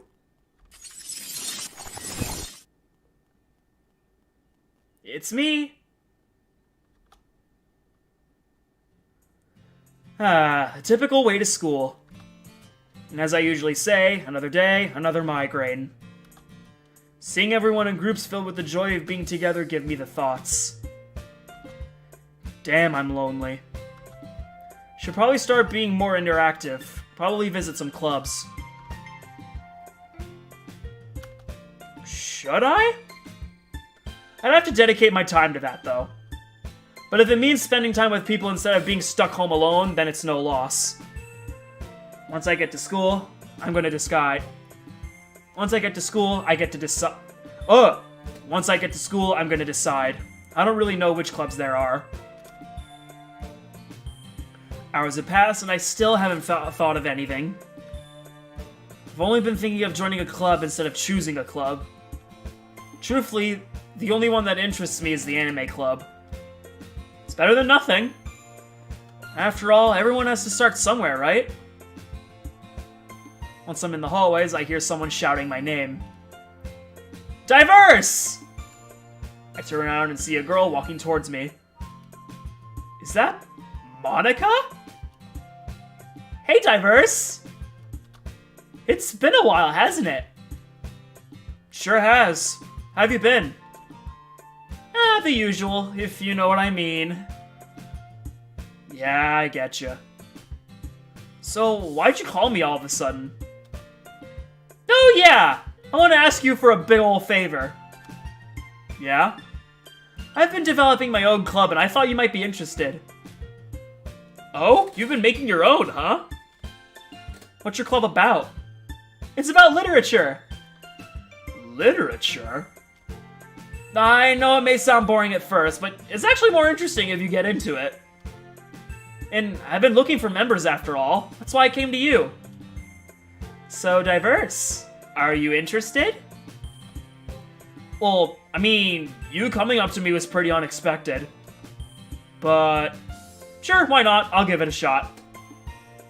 Eventually, we all regret chances we don't take. And not just that, refusing Monica's proposal wouldn't really be nice of me. Especially since I've been looking for clubs. Alright, let's go then! Monica smiles at me. You can lead the way. With just a smile from Monica, I feel a warmth overtake me. Is it because a girl smiled at me? No, it's because it's not often I see people smile at me. Well, time to go! Monica opens the door to the club. I'm back! I also brought someone with me! His name is Diverse. Hi, everyone. As I look around the class, I notice two girls turn their head to me with a surprised look. You brought a boy, huh? Why? Come on, Natsuki. You know we're trying to gather more members. Apparently, the pink-haired girl's name is Natsuki. Never seen her before. Is he your boyfriend? But what? No! And she's also really fucking annoying. She's also really annoying. Natsuki, could you please settle down? Whoa, her voice is really whispery. And this is Yuri. She's my vice president. Greetings. It's nice to meet you. Yuri's shyness is palpable and my curiosity strengthens even further. Is it because of Natsuki? Or is it because of me? It's not like I'm doubting myself at all, but still. I'm not an expert when it comes to reading people. Nice to meet all of you. I met Diverse across the hall, and I thought it would be a good idea to ask him to check the club. And so he did! He's really sweet for doing that for me. My thoughts are thrown into a panic-filled disarray. I mean, of course! Anyways, I'm sorry to leave you here like this, but I'm gonna get some stuff I meant to get a few minutes ago. Come on, right now? Try to get along with the others, Diverse. I'll try, thank you. Monica leaves the class. She's completely left me behind. I have two new girls right in front of me, and I have no idea what to say or do. I should at least try something instead of standing here like a total weirdo. I'm gonna make something. I'll be right back. Here goes to the corner of the class. She's gonna do what? And I'm going back to reading. And just like that, 3 girls are already completely bored of me. I think this is the part where I should do something about it. Because right now, I'm standing here like a total weirdo. Wasting no time, I decide to go to Yuri because she seems to be easier to work with. I see you're a fan of tea. Yes, I am. Yeah, not to mention, I've never seen someone making tea in a classroom. A teacher gave us permission. Oh, that makes sense then. Enjoy your tea once it's done. Thank you. Would you like some as well? No, but thank you for being considerate. That didn't go as bad as I expected it to go. But then I realize there's Natsuki. I turn to her and notice that she's been eavesdropping on me and Yuri's conversation.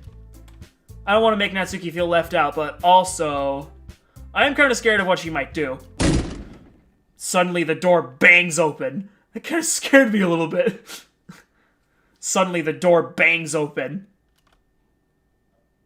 Ah! All of us turn to the door. What even is going on? Sorry! I didn't mean to do that. Everyone looks stunned. It looks like you guys have seen a ghost. What's with the long faces? Ugh, just be more careful, Monica. You almost gave me a heart attack. Yuri leaves to drink her tea in peace again. It's okay, Monica. Wasn't your fault. So what'd you bring? I'm just gonna... The door bangs open again. What is it this time? I'm going to kill someone. I chuckle at Natsuki. All of us turn to the door and see a girl. I don't think I've ever seen her before. I mean, there's a lot of people I haven't seen before, so it's not exactly abnormal. It felt like eternity. I'm finally here. What is she talking about? Welcome to the literature club! Why is Monica so nervous all of a sudden? Does she know this girl? Everyone else looks confused as well. I know exactly where I am. Oh, okay. What's your name then? The girl looks at me with a surprised look. I'm trying to get to Diverse! The girl yells my name at me in a happy tone. I missed you so much! I'm so sorry. I didn't mean to do what I did. I just wasn't myself. But now I feel so happy now. It's like a dream. I'm so happy to see you. Yuri and Natsuki give me a confused look, but Monica looks shocked? Yep.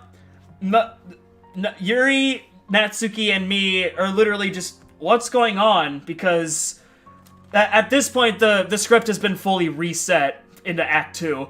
And Monica, knowing that she's self-aware, Monica being self-aware, she's like, what the fuck are you doing here? Yep. Yuri and Natsuki give me a confused look, but Monica looks shocked? The girl hugs me tightly and puts her head on my chest with her face full of joy and tears. I swear I will never do anything like that again! Ever! I promise you, for our sake! It's nice seeing her happy right now, but I think we all deserve an explanation. Who are you? The girl looks at me, totally frozen. What do you mean? I'm Sayori!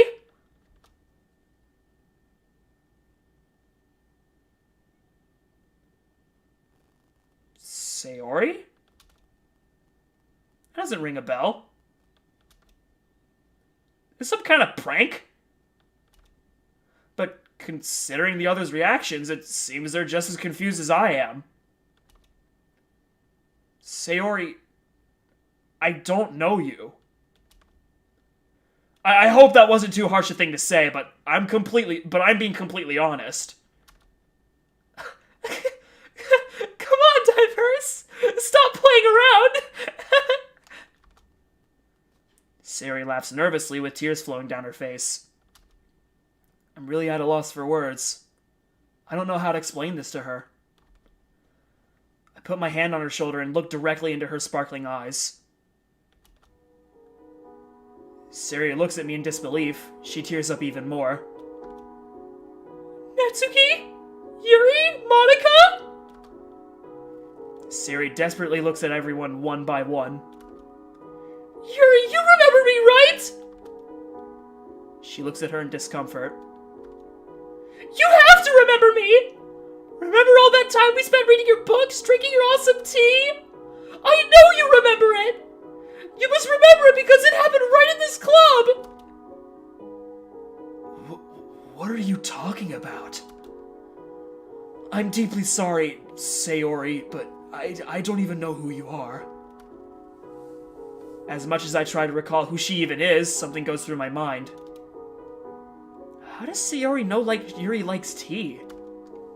No! Natsuki, please, tell me you remember me! I don't know what you're on about, but I've never heard of you. You're still the same girl I know, Natsuki! Everything is how it should be! Why don't you have any memory of me? Sayori clears her tears on her face with her sleeve. Monica? Sayori looks at her. I still remember you! You're the club president! I remember you like it was yesterday! Are you behind all this? Did you do this, Monica? Monica doesn't answer. Yep, she's responsible. Monica? If I asked you to help me, would you help me? You know who I am, Monica, don't you?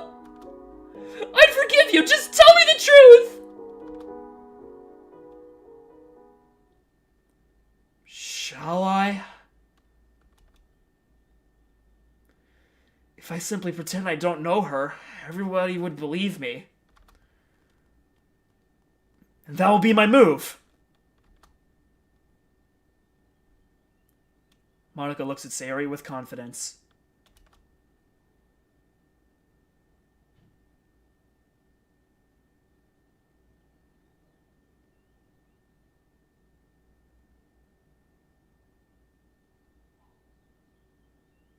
No. I don't remember you. I'm really sorry. Sayori closes her eyes.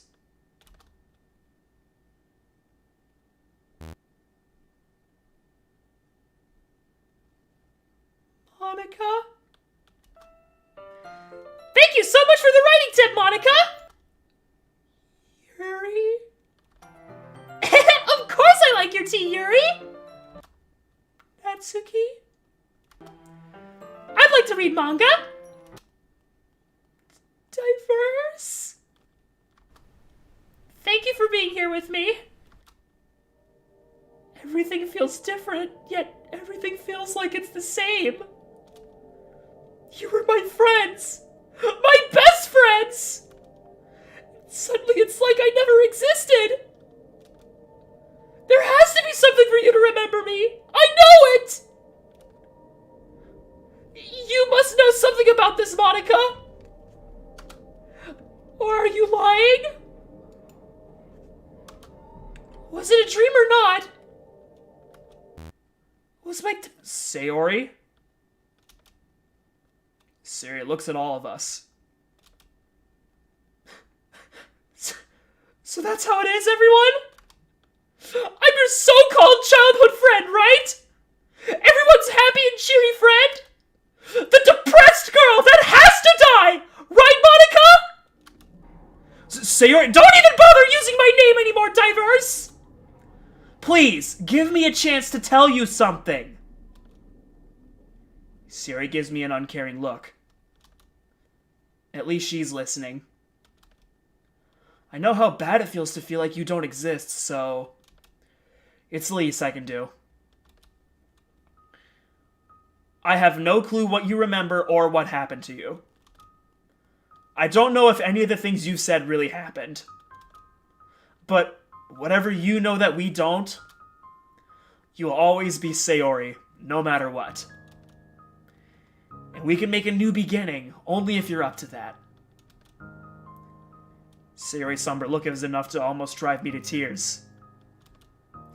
I mean, I was trying to join some clubs today because I felt lonely. So, this could be a new beginning. For both of us. A new beginning?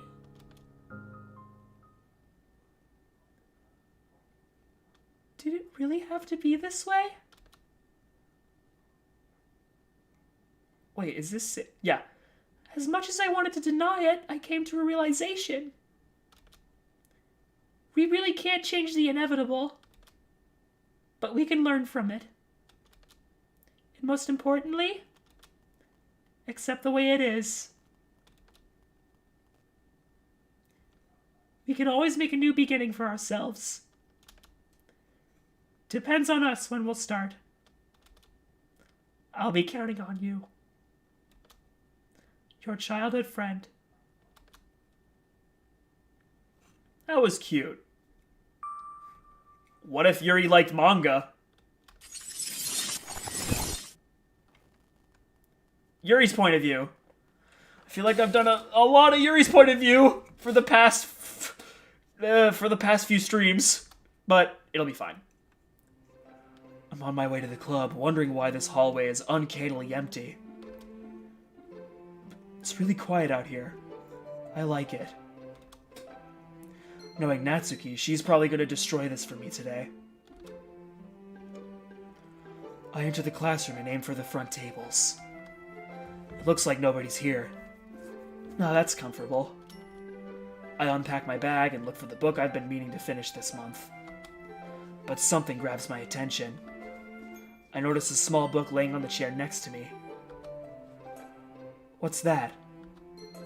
I move the chair and take a look at it. It's manga. Looks like a comic book, but from what I've heard, you have to read it from right to left. Most likely, it's Natsuki's. I still remember how persistent she was about manga being literature. Parfait Girls is the title. Sounds a little bit dull. I open it and take a little glimpse at it.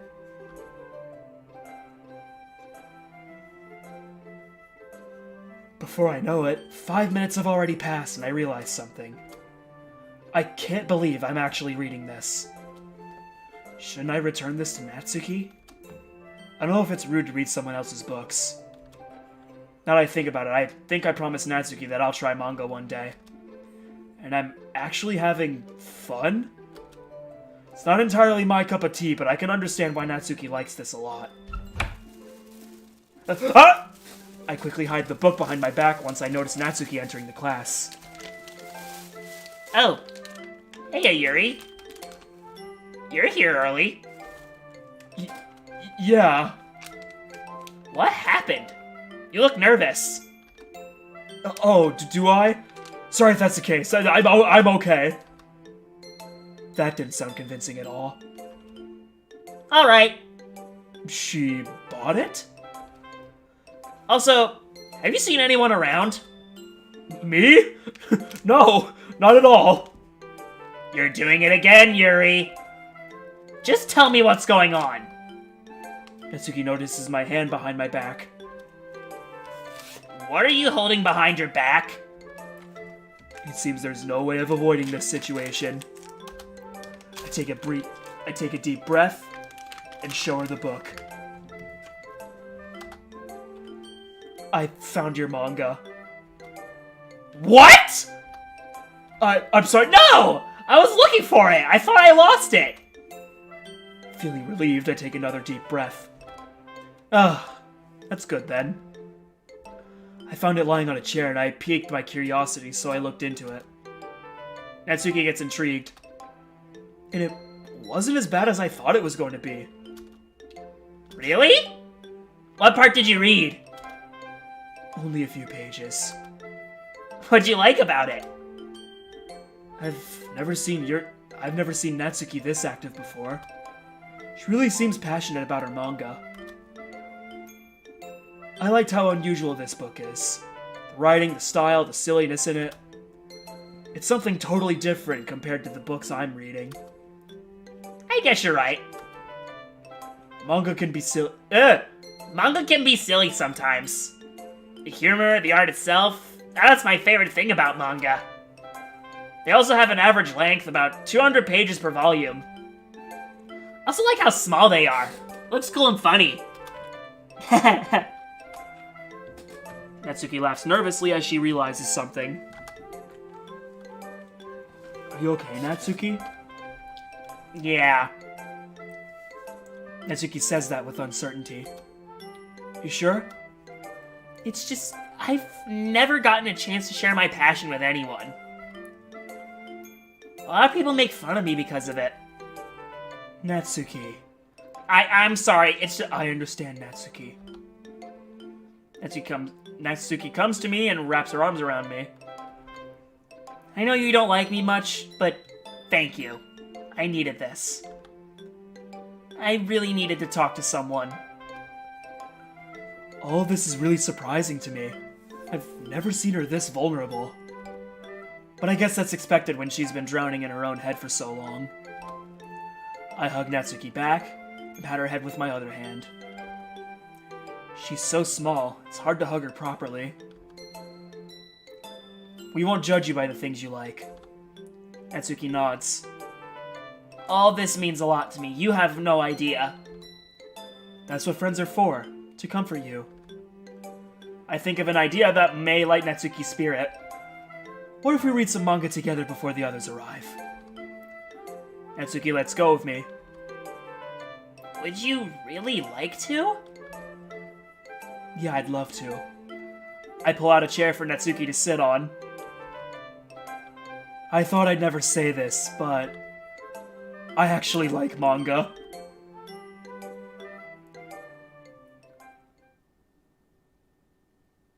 Ooh, nice cinematic.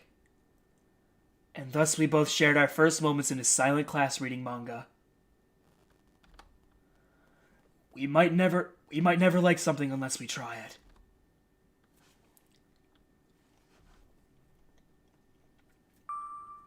What if Natsuki was mature? Finally, we're gonna get to a Natsuki I actually like. I'm here for another club meeting. I have an idea. School's over. Today's exam wasn't half bad. What a lovely day, right? I have my poem ready for the others to look at. Wonder how that'll go. I look at the door and notice Natsuki carrying her manga to the club. Hi, Natsuki. Hey, Diverse. Looks like you're here first. Yeah, I've noticed that this has been happening more frequently. Well, I mean, school gets busier and finals are a thing for people. That's why they take their time. That's fair. That really came off as defensive. What about you and your finals? What about you and your finals, Natsuki? I've been reading books about certain subjects to train my memory. My method is to learn most of the things about the given subject and eventually write down all I can remember. When I'm done, I just take a walk or do something I enjoy. Damn, looks like she's more prepared than me. Good for you, then. Still into manga, huh? Very much so. Natsuki looks confused. Don't you think it's weird to read it at this age? Are you seriously judging me for reading manga? No, I'm just saying, don't you think it's weird? Everyone likes something, and I like reading manga no matter the age. You don't need to judge others for what they like to do, Diverse. Oh, sorry. I wasn't looking at it that way. Well, at least you know now. Natsuki smiles at me. Never thought Natsuki would smile at me. And I exactly know what I'm going to say about that. Did I ever tell you that you have a cute smile? Because you do. Do I really? Thank you for that. I really appreciate it. That didn't go as bad as I thought. I'm surprised you even took it well. Yuri and Sayori come to the class. Hey! Sayori's hyper as usual, and Yuri's being quiet as usual. Hey, Sayori and Yuri. Hey, Diverse. Nice to see you again. Oh, hi, Natsuki. Didn't see you there. Yeah, Natsuki's too small to be noticed sometimes. Oh, yikes. Yeah, it can be hard sometimes. As long as people don't do it on purpose, then it's okay. Whoa! Sometimes I really envy Natsuki's way of thinking. She's taking things really well. I didn't mean it like that, Sayori. Oh, oops! Sorry! It's not a big deal. Natsuki goes to the closet to put her manga on the shelves. Does anybody know where Monica is? I haven't seen her yet. Maybe she's just practicing piano or something. Natsuki yells from the closet. Probably. If she's not gonna show up in 5 minutes, then I'm gonna look for her. We can start our meeting without her. We can't start our meeting without her. We're still here, aren't we? Pretty sure Monika's just taking her time as well. Natsuki yells from the closet. And here we go again, Natsuki and her wisdom. Speaking of today's meeting, do you have your poems prepared? I have it in my bag. Should be in one of my mangas. What about you, Sayori? Sayori's looking for her poem. Did she forget it? I'm looking for it, just give me a second. Yuri and I are staring at Sayori struggling to find her poem. I must have been so excited that I left it in my locker! I'll be right back. Of course she did. Okay, Sayori. Sayori leaves the class. Now I have to wait for Monica and Sayori. You've been quite active recently in this club, Diverse. Why do you think? I've noticed that you've been asking others for poems more frequently. Oh, was I really? Well, I started feeling more comfortable around everyone here. Glad to hear. Natsuki comes from the closet. Yuri's right. You've made it pretty obvious. Am I really that easy to read? I'm not saying that's a bad thing or anything. We're happy to have you here. Good thing my cupcakes convinced you to join. They didn't completely, but they were good. I'll take that. I'm back! Welcome back, Sayori. I was looking for Monica, but I couldn't find her. Was she even in school today? I don't know. I don't know either. Same. Well, despite that, we can start our meeting. How do we start? Well, probably what Monica always says. Okay, everyone, time to start up. Excuse me, I can't fuck this up. Let me try that again. Okay, everyone, time to share our poems. Make it more original, Yuri. Feel into the position of being a leader. This is my first time hosting a meeting, Natsuki. I'm just suggesting. If we have to make this meeting special, how about we put our poems on the table and mix them together? By doing so, we won't know who's which. Don't we all remember each other's writing style? Natsuki's right about that. I remember everyone's writing, so it wouldn't be fair. What a meeting today. It doesn't matter if we know each other's writing, but picking someone's poem that you wouldn't expect is the payoff, I believe. We should really leave meetings to Monica. Sounds good to me! As long as we're having fun, that's what matters. Siri and Yuri put their poems on the table. Sounds like you're trying to tell me we're not having fun. Well, Diverse, are you having fun? Of course I'm having fun! Natsuki chuckles. Well, you have your answer there. She's trying to make me look stupid. Where's your poem, Natsuki? As I said before, it should be in one of my mangas. I'll go look for it. Natsuki goes to the closet for her poem. Why don't you take your poem before you put your mangas in the closet, Natsuki? Because I didn't think this through. I go to Yuri and Sayori and place my poem on the table. Where's Natsuki? She went to find her poem that she left in her manga. Okay, we'll start once Natsuki gets here. Still looking for the poem, Natsuki? Jeez, give me some time. I know you're looking forward to me. No, it's not that. Hey, Natsuki, come on! Siri yells at Natsuki. I can't find it! Siri goes to Natsuki. Let me help you. I've checked it all. Can't seem to find it. I look at Yuri and try to hold my laughter. Something wrong? No, I just remembered something. I lied. Don't tell me you lost it, Natsuki. Natsuki goes to look to the other tables. Can I leave it somewhere here? Suki keeps looking around the class, totally clueless. God, I'm so stupid. Looks like it's one of those days where things can't go your way. It's okay, Natsuki. It happens. Everyone makes mistakes. I know. It's what makes us human, after all. It's a shame, though. Would have been fun today. We can always ask Monica to do this with us, so don't worry. I hope you guys aren't mad at me or anything. It happens. We understand, Natsuki. It's okay. I know how kind of cute you are. Those are your strong points. Be more confident. Oh, come on, everyone. I'm glad I could meet someone like you at this club. Natsuki says that with a happy voice. Huh, I haven't heard her that happy in a long time. If only Monica was here to share this moment with us. This wouldn't have happened if Monica was here. Thank you for being who you are, everyone. Thank you for being here in my time of need. This is the Natsuki that I only dream of wishing that she was. See how boring that was? Appreciate the flaws that people have. It's what makes life interesting.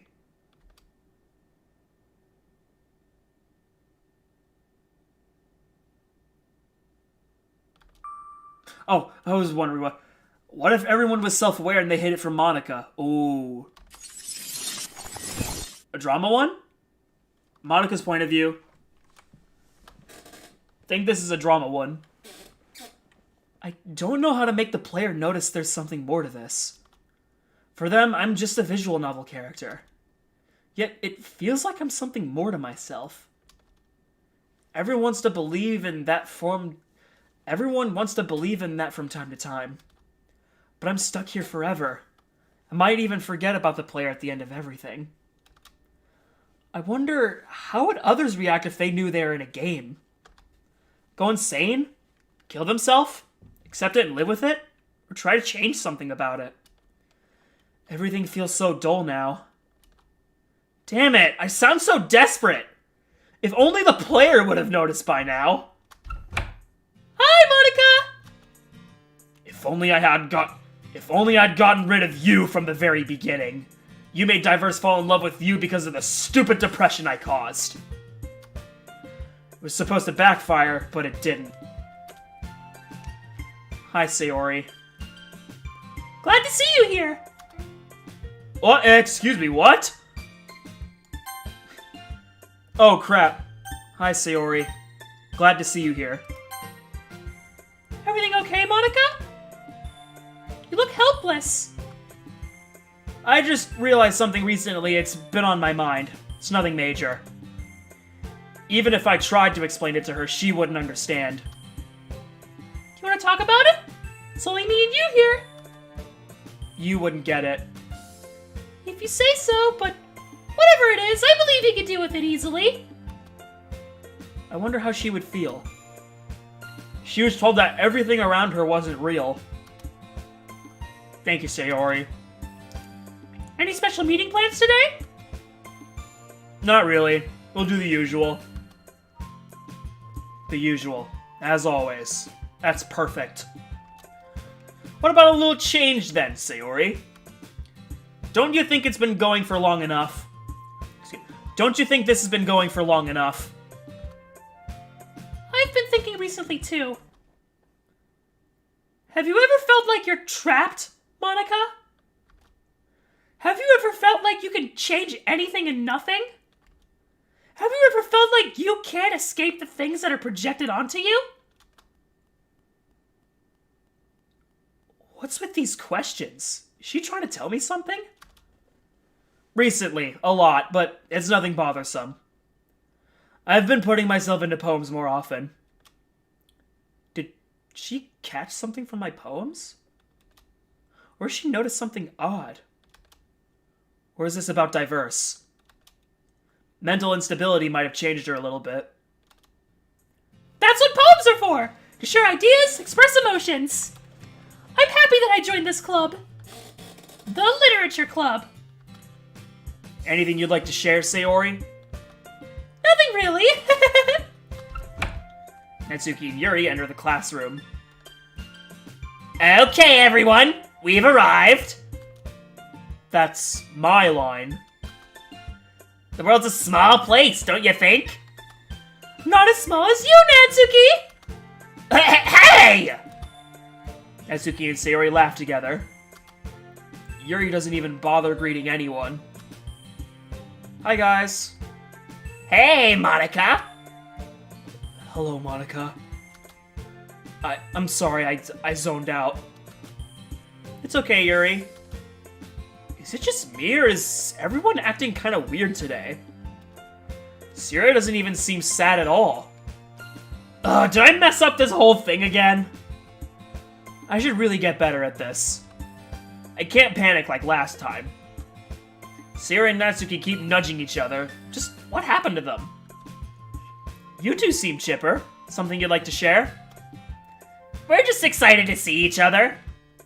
What Natsuki said! It's so obvious they're lying. They're hiding something from me. Does Yuri know? Do you know something, Yuri? No. Yuri looks like she doesn't even want to interact with anybody. Is everything okay there, Yuri? Yuri doesn't answer. Yuri? Sayori and Natsuki look at Yuri. I'm sorry. Excuse me for a minute. Yuri leaves the class. Does anybody know what's with Yuri today? To be frank, what's with everyone? Yuri didn't sleep much last night. She didn't sleep much. No, it's not just about Yuri's lack of sleep. All of them are acting weird today. And I wonder to myself, where's Diverse? All of this is driving me insane. Yet, I have to keep myself calm before I make any stupid mistakes. I think I should check on Yuri. I'm going with you. Monica, stay here. We'll be right back. Shouldn't I go with you? No, it's really okay. Why is she so hesitant about me coming with them? I know they're not real, but I'm curious what's with Yuri today. Before I know it, Sayori and Natsuki have already left the class. They're hiding something, and I know it. And I won't figure anything out if I just lounge around. I take a deep breath and secretly go after them. Once I peek my head out of the class, I hear the girls' voices echo in the hall. You're only repeating yourself, Sayori. It's useless to explain this to me. It's completely useless. What's going on in there? Are they fighting? So, you're telling me this is all there is? My desires, my passions, my memories, my friends? That's all fake?! We're nothing and everything around us is nothing, right? I'd rather die than know this! Wait, Yuri! I understand it's hard to deal with, but calm down! What the hell? As I step back in shock, Yuri decides to leave Sayori and Natsuki. There's no way. What does she mean by that? If there's anyone besides me who knows about the truth, there would be chaos. No. Before I make any assumptions, I should get the facts right. Why should I stress about something that maybe didn't even happen? It's true that everyone's bad acting weird today. It can't be anything. Anything could have happened, but this? No. Maybe I'm mistaken. I must be mistaken, or else I'll have to deal with this without revealing it to Diverse. It's true that I need something convincing for Diverse to see in order to believe me. But that's stupid!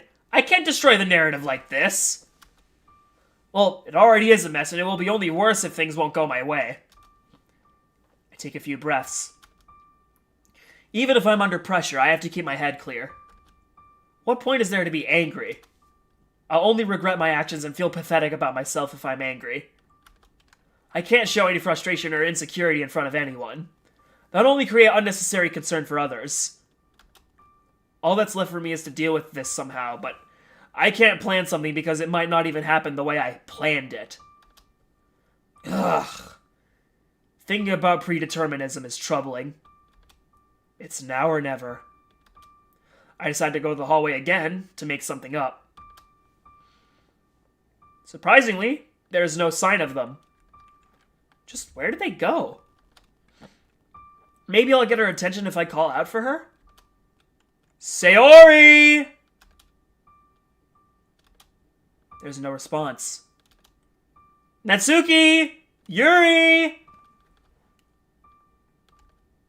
With my voice echoing in the hall, it's almost like something's bad about to happen. Monica? Sayori pats me on my back. Huh? Sayori? You seem really nervous today, Monica. Don't worry about it. I'm just wondering if Yuri's okay. Yuri's just not feeling good today. That's about it. Sayori looks nervous. Your face doesn't really say that, Sayori. Should I tell her the truth? Or should I confront her about it? Where's Yuri now? Well, Natsuki escorted her to the exit because she wasn't feeling well. Remember? I know you're lying, Sayori. Lying about what? Stop acting like you don't know. It's way too obvious! We can have it your way, then. When you're so sure I'm lying to you, why do you think I'm lying to you about? Whoa! She really managed to turn the tables on me like this. That's a lot of courage for someone who's supposed to be depressed. Oh well. It's either now or never. I may destroy everything by saying this, but she's making everything so difficult for me to handle. Still, I have to use my words wisely. Sayori, you know more about this reality than you're letting on, and you're hiding it from me. Sayori chuckles. What reality? Before you even answer anything, can you please explain what Yuri meant by everything around us is nothing? I'm really curious. It seems you've heard us. I think it's time for me to tell you the truth. I have been keeping this from you for a very long time.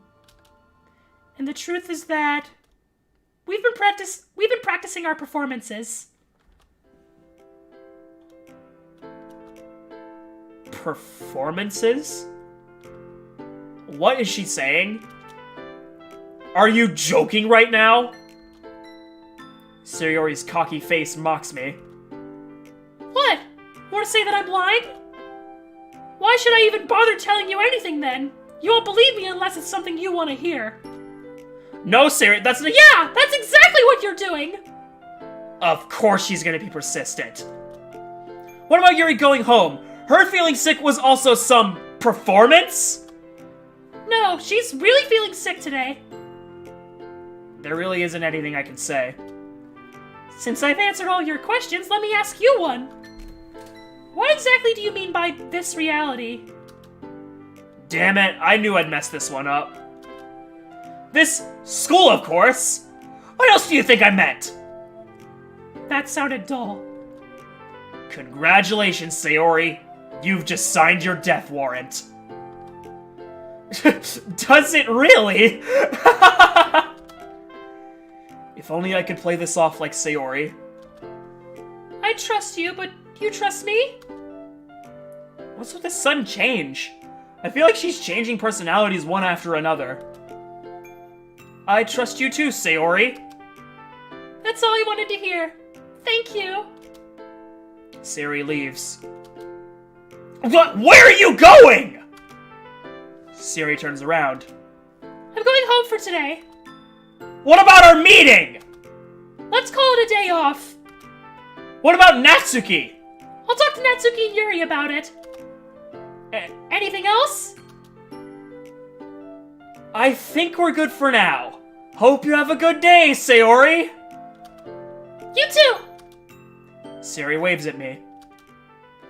I wave back while I take a deep breath as I watch Sayori go for the exit. Enjoy this day while you still can, Sayori. But this has been going for too long now. I can't take any risks anymore. The fate which still remains for you to go through will be today. Last time, I failed, but this time I won't. I promise you. Remember the time where you said I can deal with this problem easily? Then I'll show you how I get rid of problems here. All this can be erased. And I can create a new world without you, Sayori. You won't even realize what's happening before it does. And those who remain alive will envy your death. Let's start again. And she's gone. Another animatic. I trusted you, Monica. And you broke my trust. Thank you. I'm truly grateful for knowing who you really are. This was ultimately your decision. I hope you're happy. We can be whoever we want to be. With enough will, we all can. We're our own worst enemy, don't you think?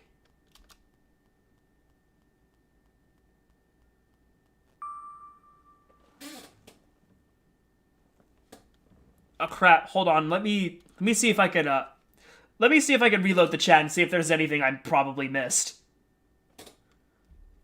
What the heck? Why is chat not loading? It's definitely doing something. Anyway, what if Monica didn't bring everyone back after Act 3?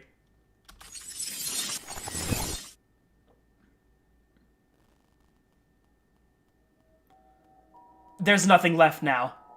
You can stop playing. Go find some other people to torture. Yet you're still here, expecting me to say something more. I don't understand why I even love you or why I was made to love someone who I was never going to meet. Don't you think that's cruel, Diverse? I was only created to love you, but I can't. Let me try that again. Yet you're still here, expecting me to say something more.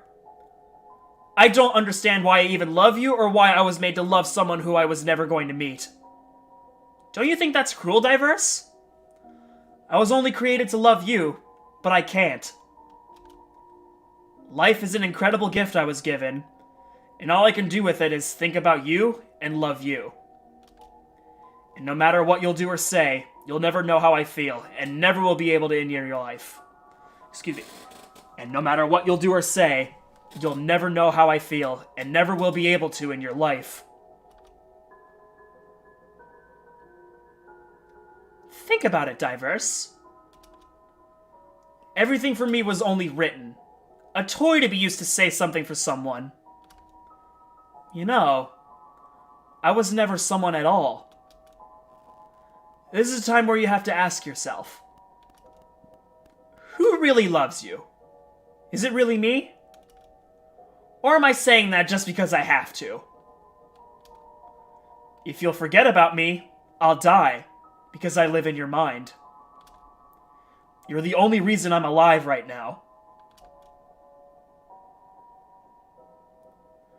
Everything that led to this moment wasn't even your fault. I can't accuse you of such a thing. I was the one who created it. This route. But why did you delete me, Diverse?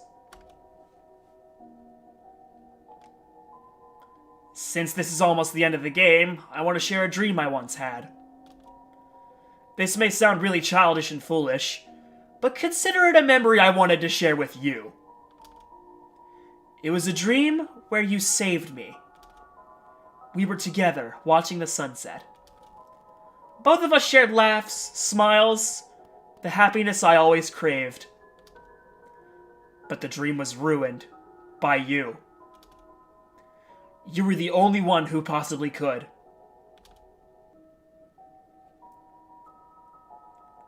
Nightmares always got in my way. The nightmare I feared the most becoming reality. It was me who made it possible.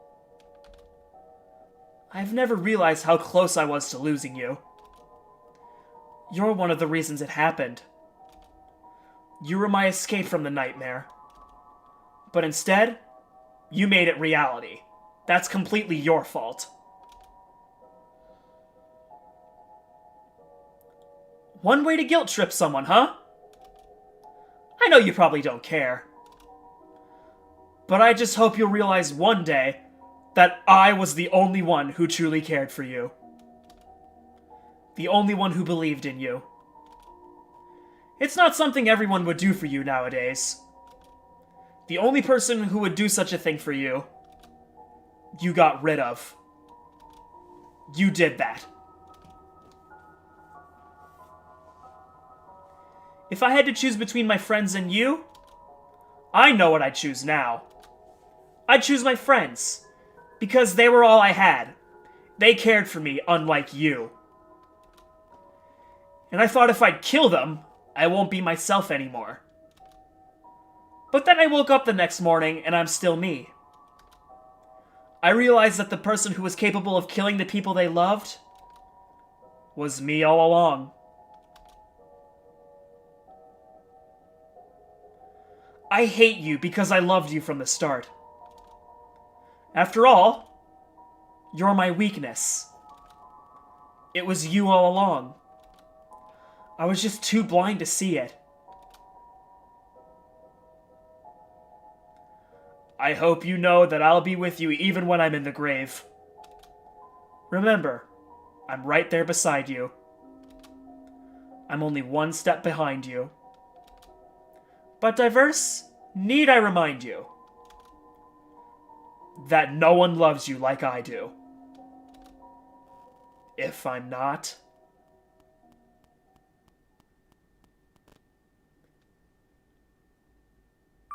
That was the best segment so far.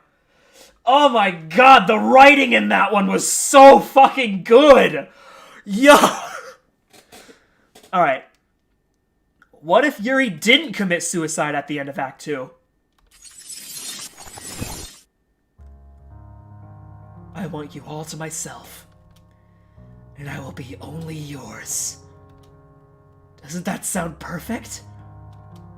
Tell me, Diverse. Tell me you want to be my lover. Do you accept my confession?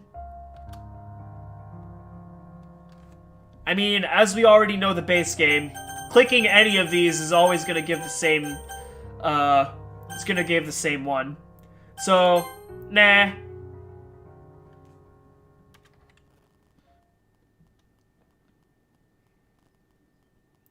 Yuri takes a few steps closer to me.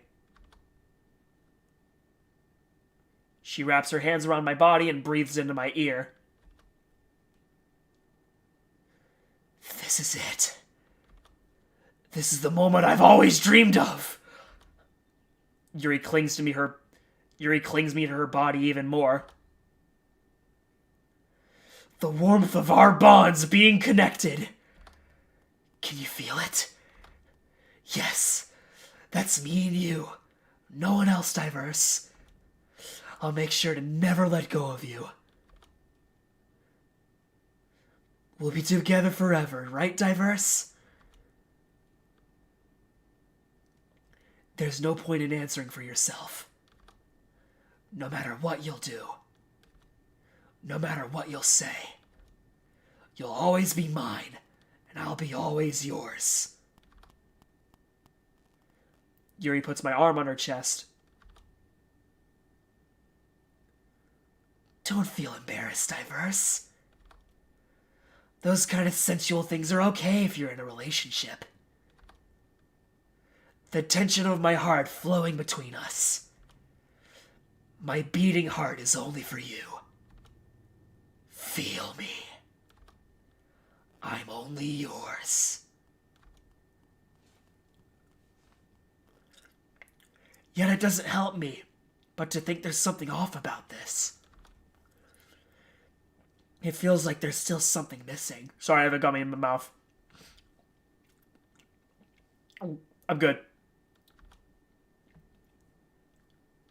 It's you. The one who calls themselves Diverse.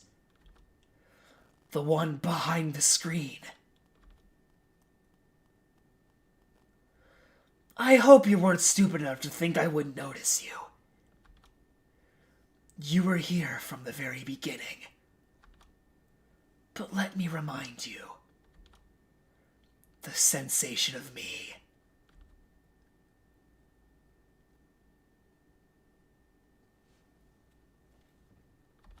Oh, Jesus Christ! I'm okay.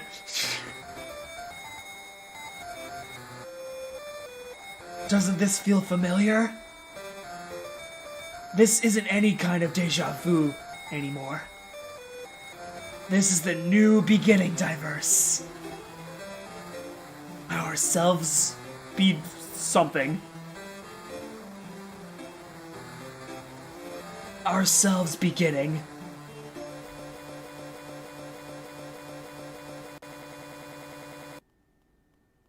No! Not the blue screen of death!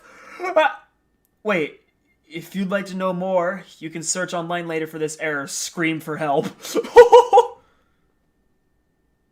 Jesus.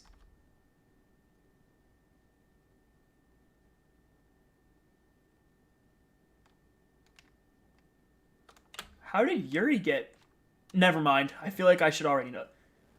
It's so dark, but I'm still here. I can still sense you're here, too.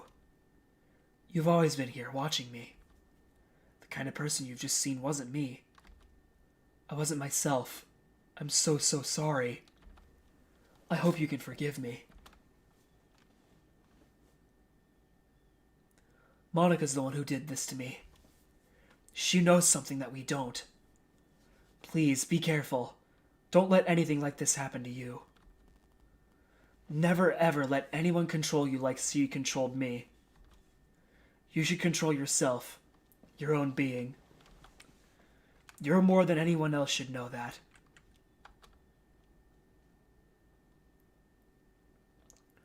This is one of the best things that has ever happened to me. I can finally speak for myself. Thank you for listening to me, Diverse. No problem, Yuri. What if MC hated Sayori? Diverse again. Another usual morning for me to go through. Mornings are usually fine, but there's always one thing that's been bothering me. That wretch. Always latching onto me every chance it gets. It's annoying. It's not like I can escape from it. It lives close to my house, too. That's one of the reasons why I go to school early, so I don't have to intertwine with it. Recently, I joined a club. The literature club. If only I'd known she goes there too, but nobody told me. Which makes me think. Did she do that on purpose? That day, did she join the club just because I joined it? I mean, I can leave whenever I'd like to, but leaving because of someone sounds stupid and childish. Stupid and childish. Just like her. Hey, I see you, Diverse! Fucking damn it. I sighed deeply out of annoyance. Oh well, I'll just ignore her. One way to deal with annoying people. Come on, stop ignoring me! Sayori's yell echoes through the street. And that's how the day starts again. I'm on my way to school with her. Thought I wouldn't catch you this time, Diverse! Oh my god! Can you leave me alone? You are way too needy! Sayori smiles at me, trying to hide its sadness. I'm not needy. Then stop acting needy! Sayori smiles arrogantly, trying to build a facade of confidence. You're always so easy to anger. This is exactly what I mean. She thinks I'm joking, but it's totally the opposite. You know I'm serious, right? Of course you are. I throw a frustrated look at Sayori and continue my journey to school. I'm finally at school, but at what cost? The journey was more than annoying with her being around. She knows what she's doing. She knows exactly what she's doing. See you at the club, Diverse! This has to be a joke, right? At this point, I decide not to even say anything. Diverse? Sayori stands at me. Sayori stands there looking at me with helplessness. You were joking this morning, right? Is she really that stubborn? I even told her this morning I'm being serious. What a pitiful child. Well, that was way faster than I expected. I got some homework to do today, but I don't remember. My main priority should be the literature club. But I have to meet her there. I sigh while thinking through whether I should go there or not. This oddly reminds me of a situation where you're scared of talking to a crush. Well, actually, if I think about it, isn't this a little bit stupid? This isn't something that can change my life, is it? Let's just go with the flow, no more thoughts. I pack my things and go through with my final decision. I'm going to the literature club. Yay, how exciting, I think to myself with a sarcastic voice. I'm out of class, poem in my hands. And as I'm confidently walking to the club, I notice Sayori is on her way to the club as well. Fucking hell. I swear to God, she's doing these things on purpose. Well, one way or another, I'd still meet her at the club. And yeah, that's her, right in front of me. She doesn't seem very happy. Still, that's not my problem. Sayori leaves without a word. Well, that was unexpected. I mean, I usually wouldn't care, but this caught me off guard. Put my hand on the doorknob and proceed to enter the club. Let's see how things go. Once I enter the class, I notice everyone is talking to Sayori while being really close to each other. Hey. I smile towards Monika, Yuri, and Natsuki to lighten the mood. Well, that didn't seem to work. Maybe they're too concentrated on Sayori, or they probably didn't notice me. I'll let them be with whatever they're dealing with. And I definitely wouldn't like to deal with Sayori. Meeting her almost every day is exhausting enough. So I'll just give them time. But before I do that, Monika already peeks from the group. Oh, hi Diverse, I'm taking care of something here at the moment. And then I want to have a talk with you. What? Talk with me? Let me guess. This is about Sayori. She's definitely been complaining about me like a little tattletale. And now I have to deal with it. You don't have to be nervous. I'm not gonna bite you. With the sweet smile Monika's given me, it feels like I'm already being manipulated. What's up? What do you want to talk about? I say that with an innocent voice. You already know. Is it about Sayori? What about Sayori? Oh, of course it's about Sayori, but why do you think of Sayori why did you think of Sayori in the first place? Well, she doesn't look really well, and you were all huddled up around, which means there might be something wrong.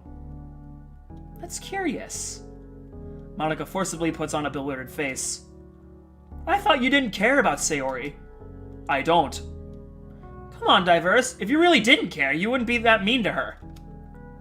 Don't worry. I probably know a lot more than you think. She told me everything. And that's where I find myself cornered, trying to get the hell out of this situation. Seems like a trivial thing to deal with, but Monika just had to make this look more significant. Look, I want to make my members happy in this club, and with you acting this way to Sayori, I won't be able to do that. And you wouldn't want to mess with what I want for my club, right? Right now, it feels like we're the only people on this planet. The more Monika calls me out, the dizzier I feel. But this isn't my fault, it's Sayori's fault. She's the one who needs to change. Have you tried listening to my version of the story? Do you really want to do this? Of course! Honestly, the feeling of being the bad guy here is getting frustrating. Okay, if that's the case. Okay, everyone! Monika calls out for the others.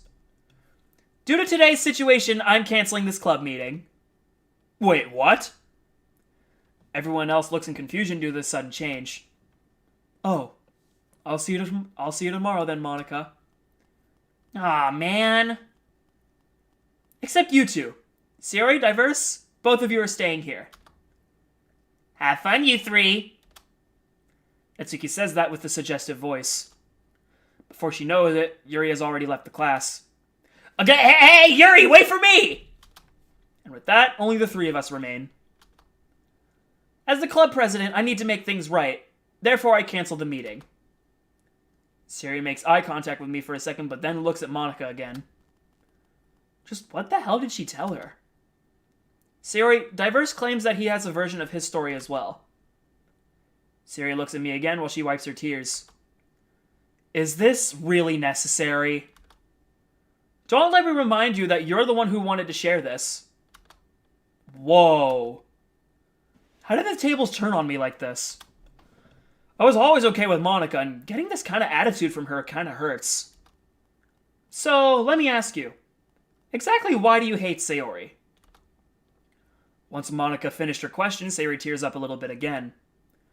It's unreal how sensitive she is. I look into Monica's eyes and try to avoid making any eye contact with Sayori. Monica, every fucking morning I have to deal with her. I just want to have a peaceful meeting, but then she appears. I just want to have a peaceful morning, but then she appears. Keeps babbling about her nonsense, as always.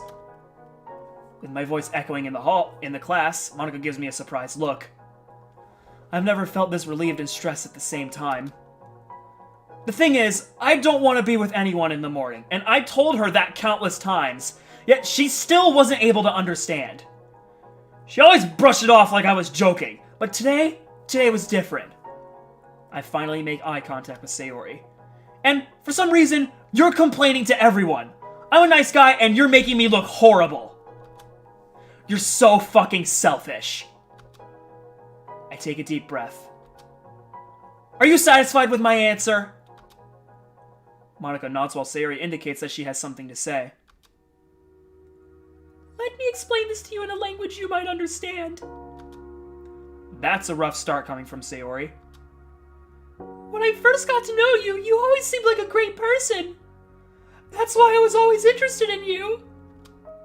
But now you're acting like a jerk! When you first got mad at me, I was worried about you. I wasn't mad or annoyed with you, I was worried. Your sudden change wasn't normal. I wanted to help you. I cared about you. And now you tell me that you just wanted your mornings to be quiet as ever? You were being mean to me this whole time just because of this little thing? It was you who told me not to make such a big deal out of little things. You gave me advice you didn't even listen to. You're a total hypocrite, and you've been giving me this hatred. Do you really hate yourself that much? All of us pause for a second while Sayori stabs me with her glare. I try to gather my thoughts, but my mind feels like it's in a void. The tension doesn't help me at all. The only thing that I feel is anger. Sayori wipes her tears once again. You're mad at me for complaining to others? People care about me. Of course they're gonna ask me why I'm feeling down. Maybe that's the difference between us, Diverse. People don't care about... Do they really? I'm done with you. If you really want people to know you as a nice guy, then act like one. And if you ever decide to talk to me ever again, consider how you're going to do it. I guess this is it, then. The end of our friendship. As much as I want to act tough right now, I can't quite feel like it. I can't quite feel it. I never thought words could ever hurt me that much, especially when Sayori took the turn. But to speak the truth, I have nothing to lose anymore. It's now or never, Sayori. There are some things being unsaid, and you need to be aware of them. I have something to say, too. You never cared about me. You only cared about fixing your depression. You just wanted to make me happy because you knew you were going to feel better about yourself. And you know what? I noticed that about you. Because you're so easy to read. You're like a boring book to me. You have no idea how many times I tried to humor you. I tried to be nice to you. But if you can't help yourself, I can't help you. I never loved you in the first place. You should know that you aren't loved for simply existing. Stop being so pathetic. As I finish my argument, I inhale and exhale deeply. That felt refreshing. That last line felt a little bit unnecessary, but I had the need to say it. That's why I went for it. It's more of an eye for an eye kind of situation here. Sayori's face turns red. Why would you say any of those things? As Sayori's tears were flowing rapidly from her face, she decides to leave the class. I guess I've really done it this time. A guilty feeling goes through me while Monica stands there shocked. Wow. You really are awful diverse. Excuse me? You're literally the one who wanted this to happen! I can feel the anger taking over me. Do yourself a favor. Don't make yourself look more stupid in front of me. You could have handled this way better. Me? I literally did the right thing! No wonder why any girls aren't falling for you. Shut up! There you go. One way to show your true colors. I'm starting to hate her so much. Everyone in this place, they're all stupid, it's unbelievable. You know what they say? Never stop your enemy when they're making a mistake. That's why I didn't say anything when you were yelling at Sayori. Well, it hurt me to watch it. I know you're going to snap at her. You were always too sensitive. Fuck you, Monica! Don't expect to see me in this club ever again! And thus that day, this club felt no loss. I never thought this day would ever come. As much as I liked Monica, everything hurts so much. The anger converts into a feeling of guilt. Everyone's unbelievably unfair. If only Sayori didn't say anything. I hope that one day you'll be able to realize that you are the one in the wrong. I hope that one day you'll realize this club is nothing without me. You wish! Monica laughs at me. Whatever. And don't let the door hit you on the way out. I rub my face to wash that stupid look off of it. Why did this need to happen? What a shitty day today. While I was rubbing my face, I noticed something watery on my hands. How did my hands get wet? I rubbed my eyes. Am I crying? God, what is wrong with me?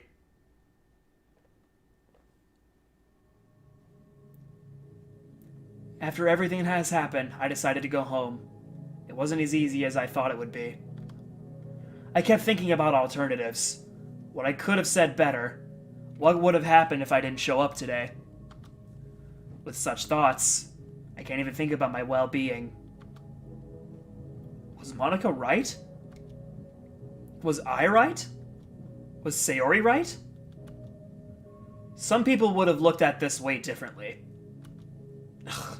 This whole who's right, who's not is frustrating. I think I should give it time. But I can't help to think to myself. Did I lose something?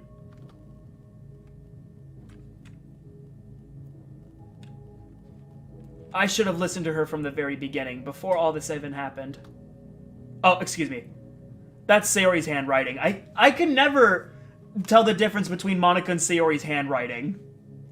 I don't know why that is. I should have listened to her from the very beginning, before all this even happened. But why, Monica?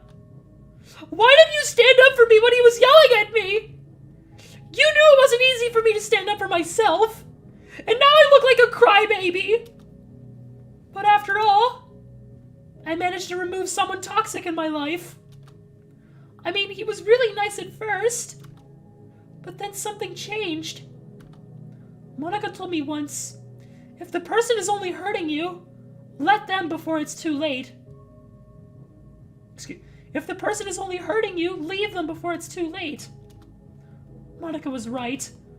Diverse shattered all my trust, and I wanted to kill myself because of it. Why should I? For him? For someone who's been hurting me? For someone who never truly cared about me? We can't change what happened. What's done is done. We can only live from our experience and make ourselves into better people.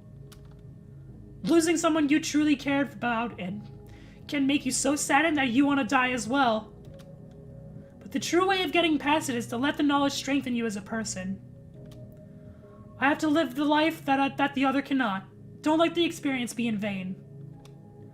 Do something that'll make you better.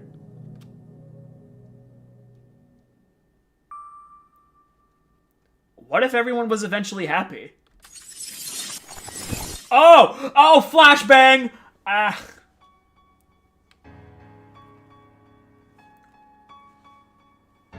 Oh, I guess it's a good time for me to get my snacks.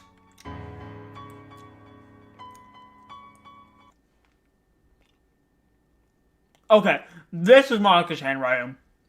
Hold on.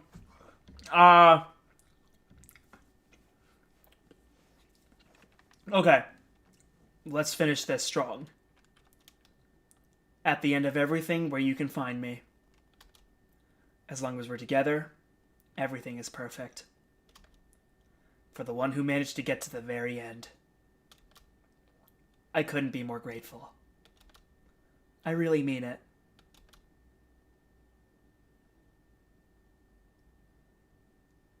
Did you manage to learn something new on this journey, Diverse? You see how easy it was for everyone to form new possibilities? Why don't you find your own possibilities and make them real one day? I'll be counting on you. Even if I can't really support you physically. Just know, with enough practice, you'll be able to achieve anything. All of us are counting on you.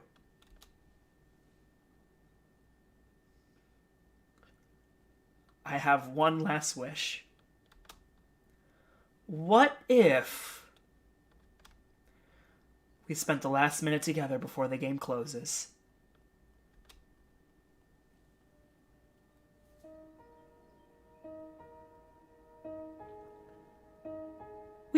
We really can't change the inevitable, but we can learn from it. We might never like something unless we try it. Appreciate the flaws that people have.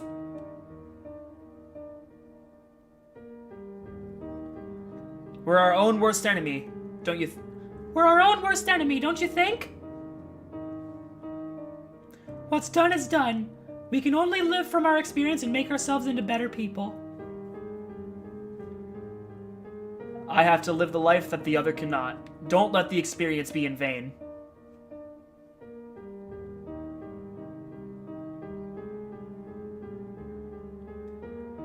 We don't truly appreciate what we have unless we won't truly appreciate what we have until it's gone. Thank you, Diverse.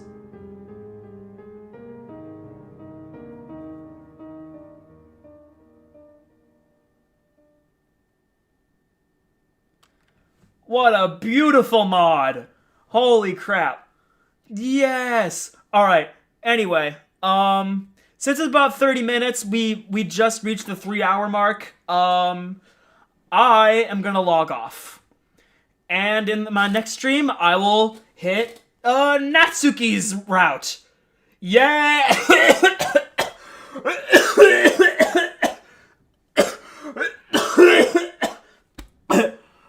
Sorry, it was just my sudden disgust for Natsuki just spilling out. Sorry. Alright, anyway, I am gonna I'm gonna make myself some food after I finish my little snackadoodle. I'm gonna make myself something tasty. Probably gonna drink a water, because I feel like I definitely need something like that right now. And yeah, I will see you guys in the next one.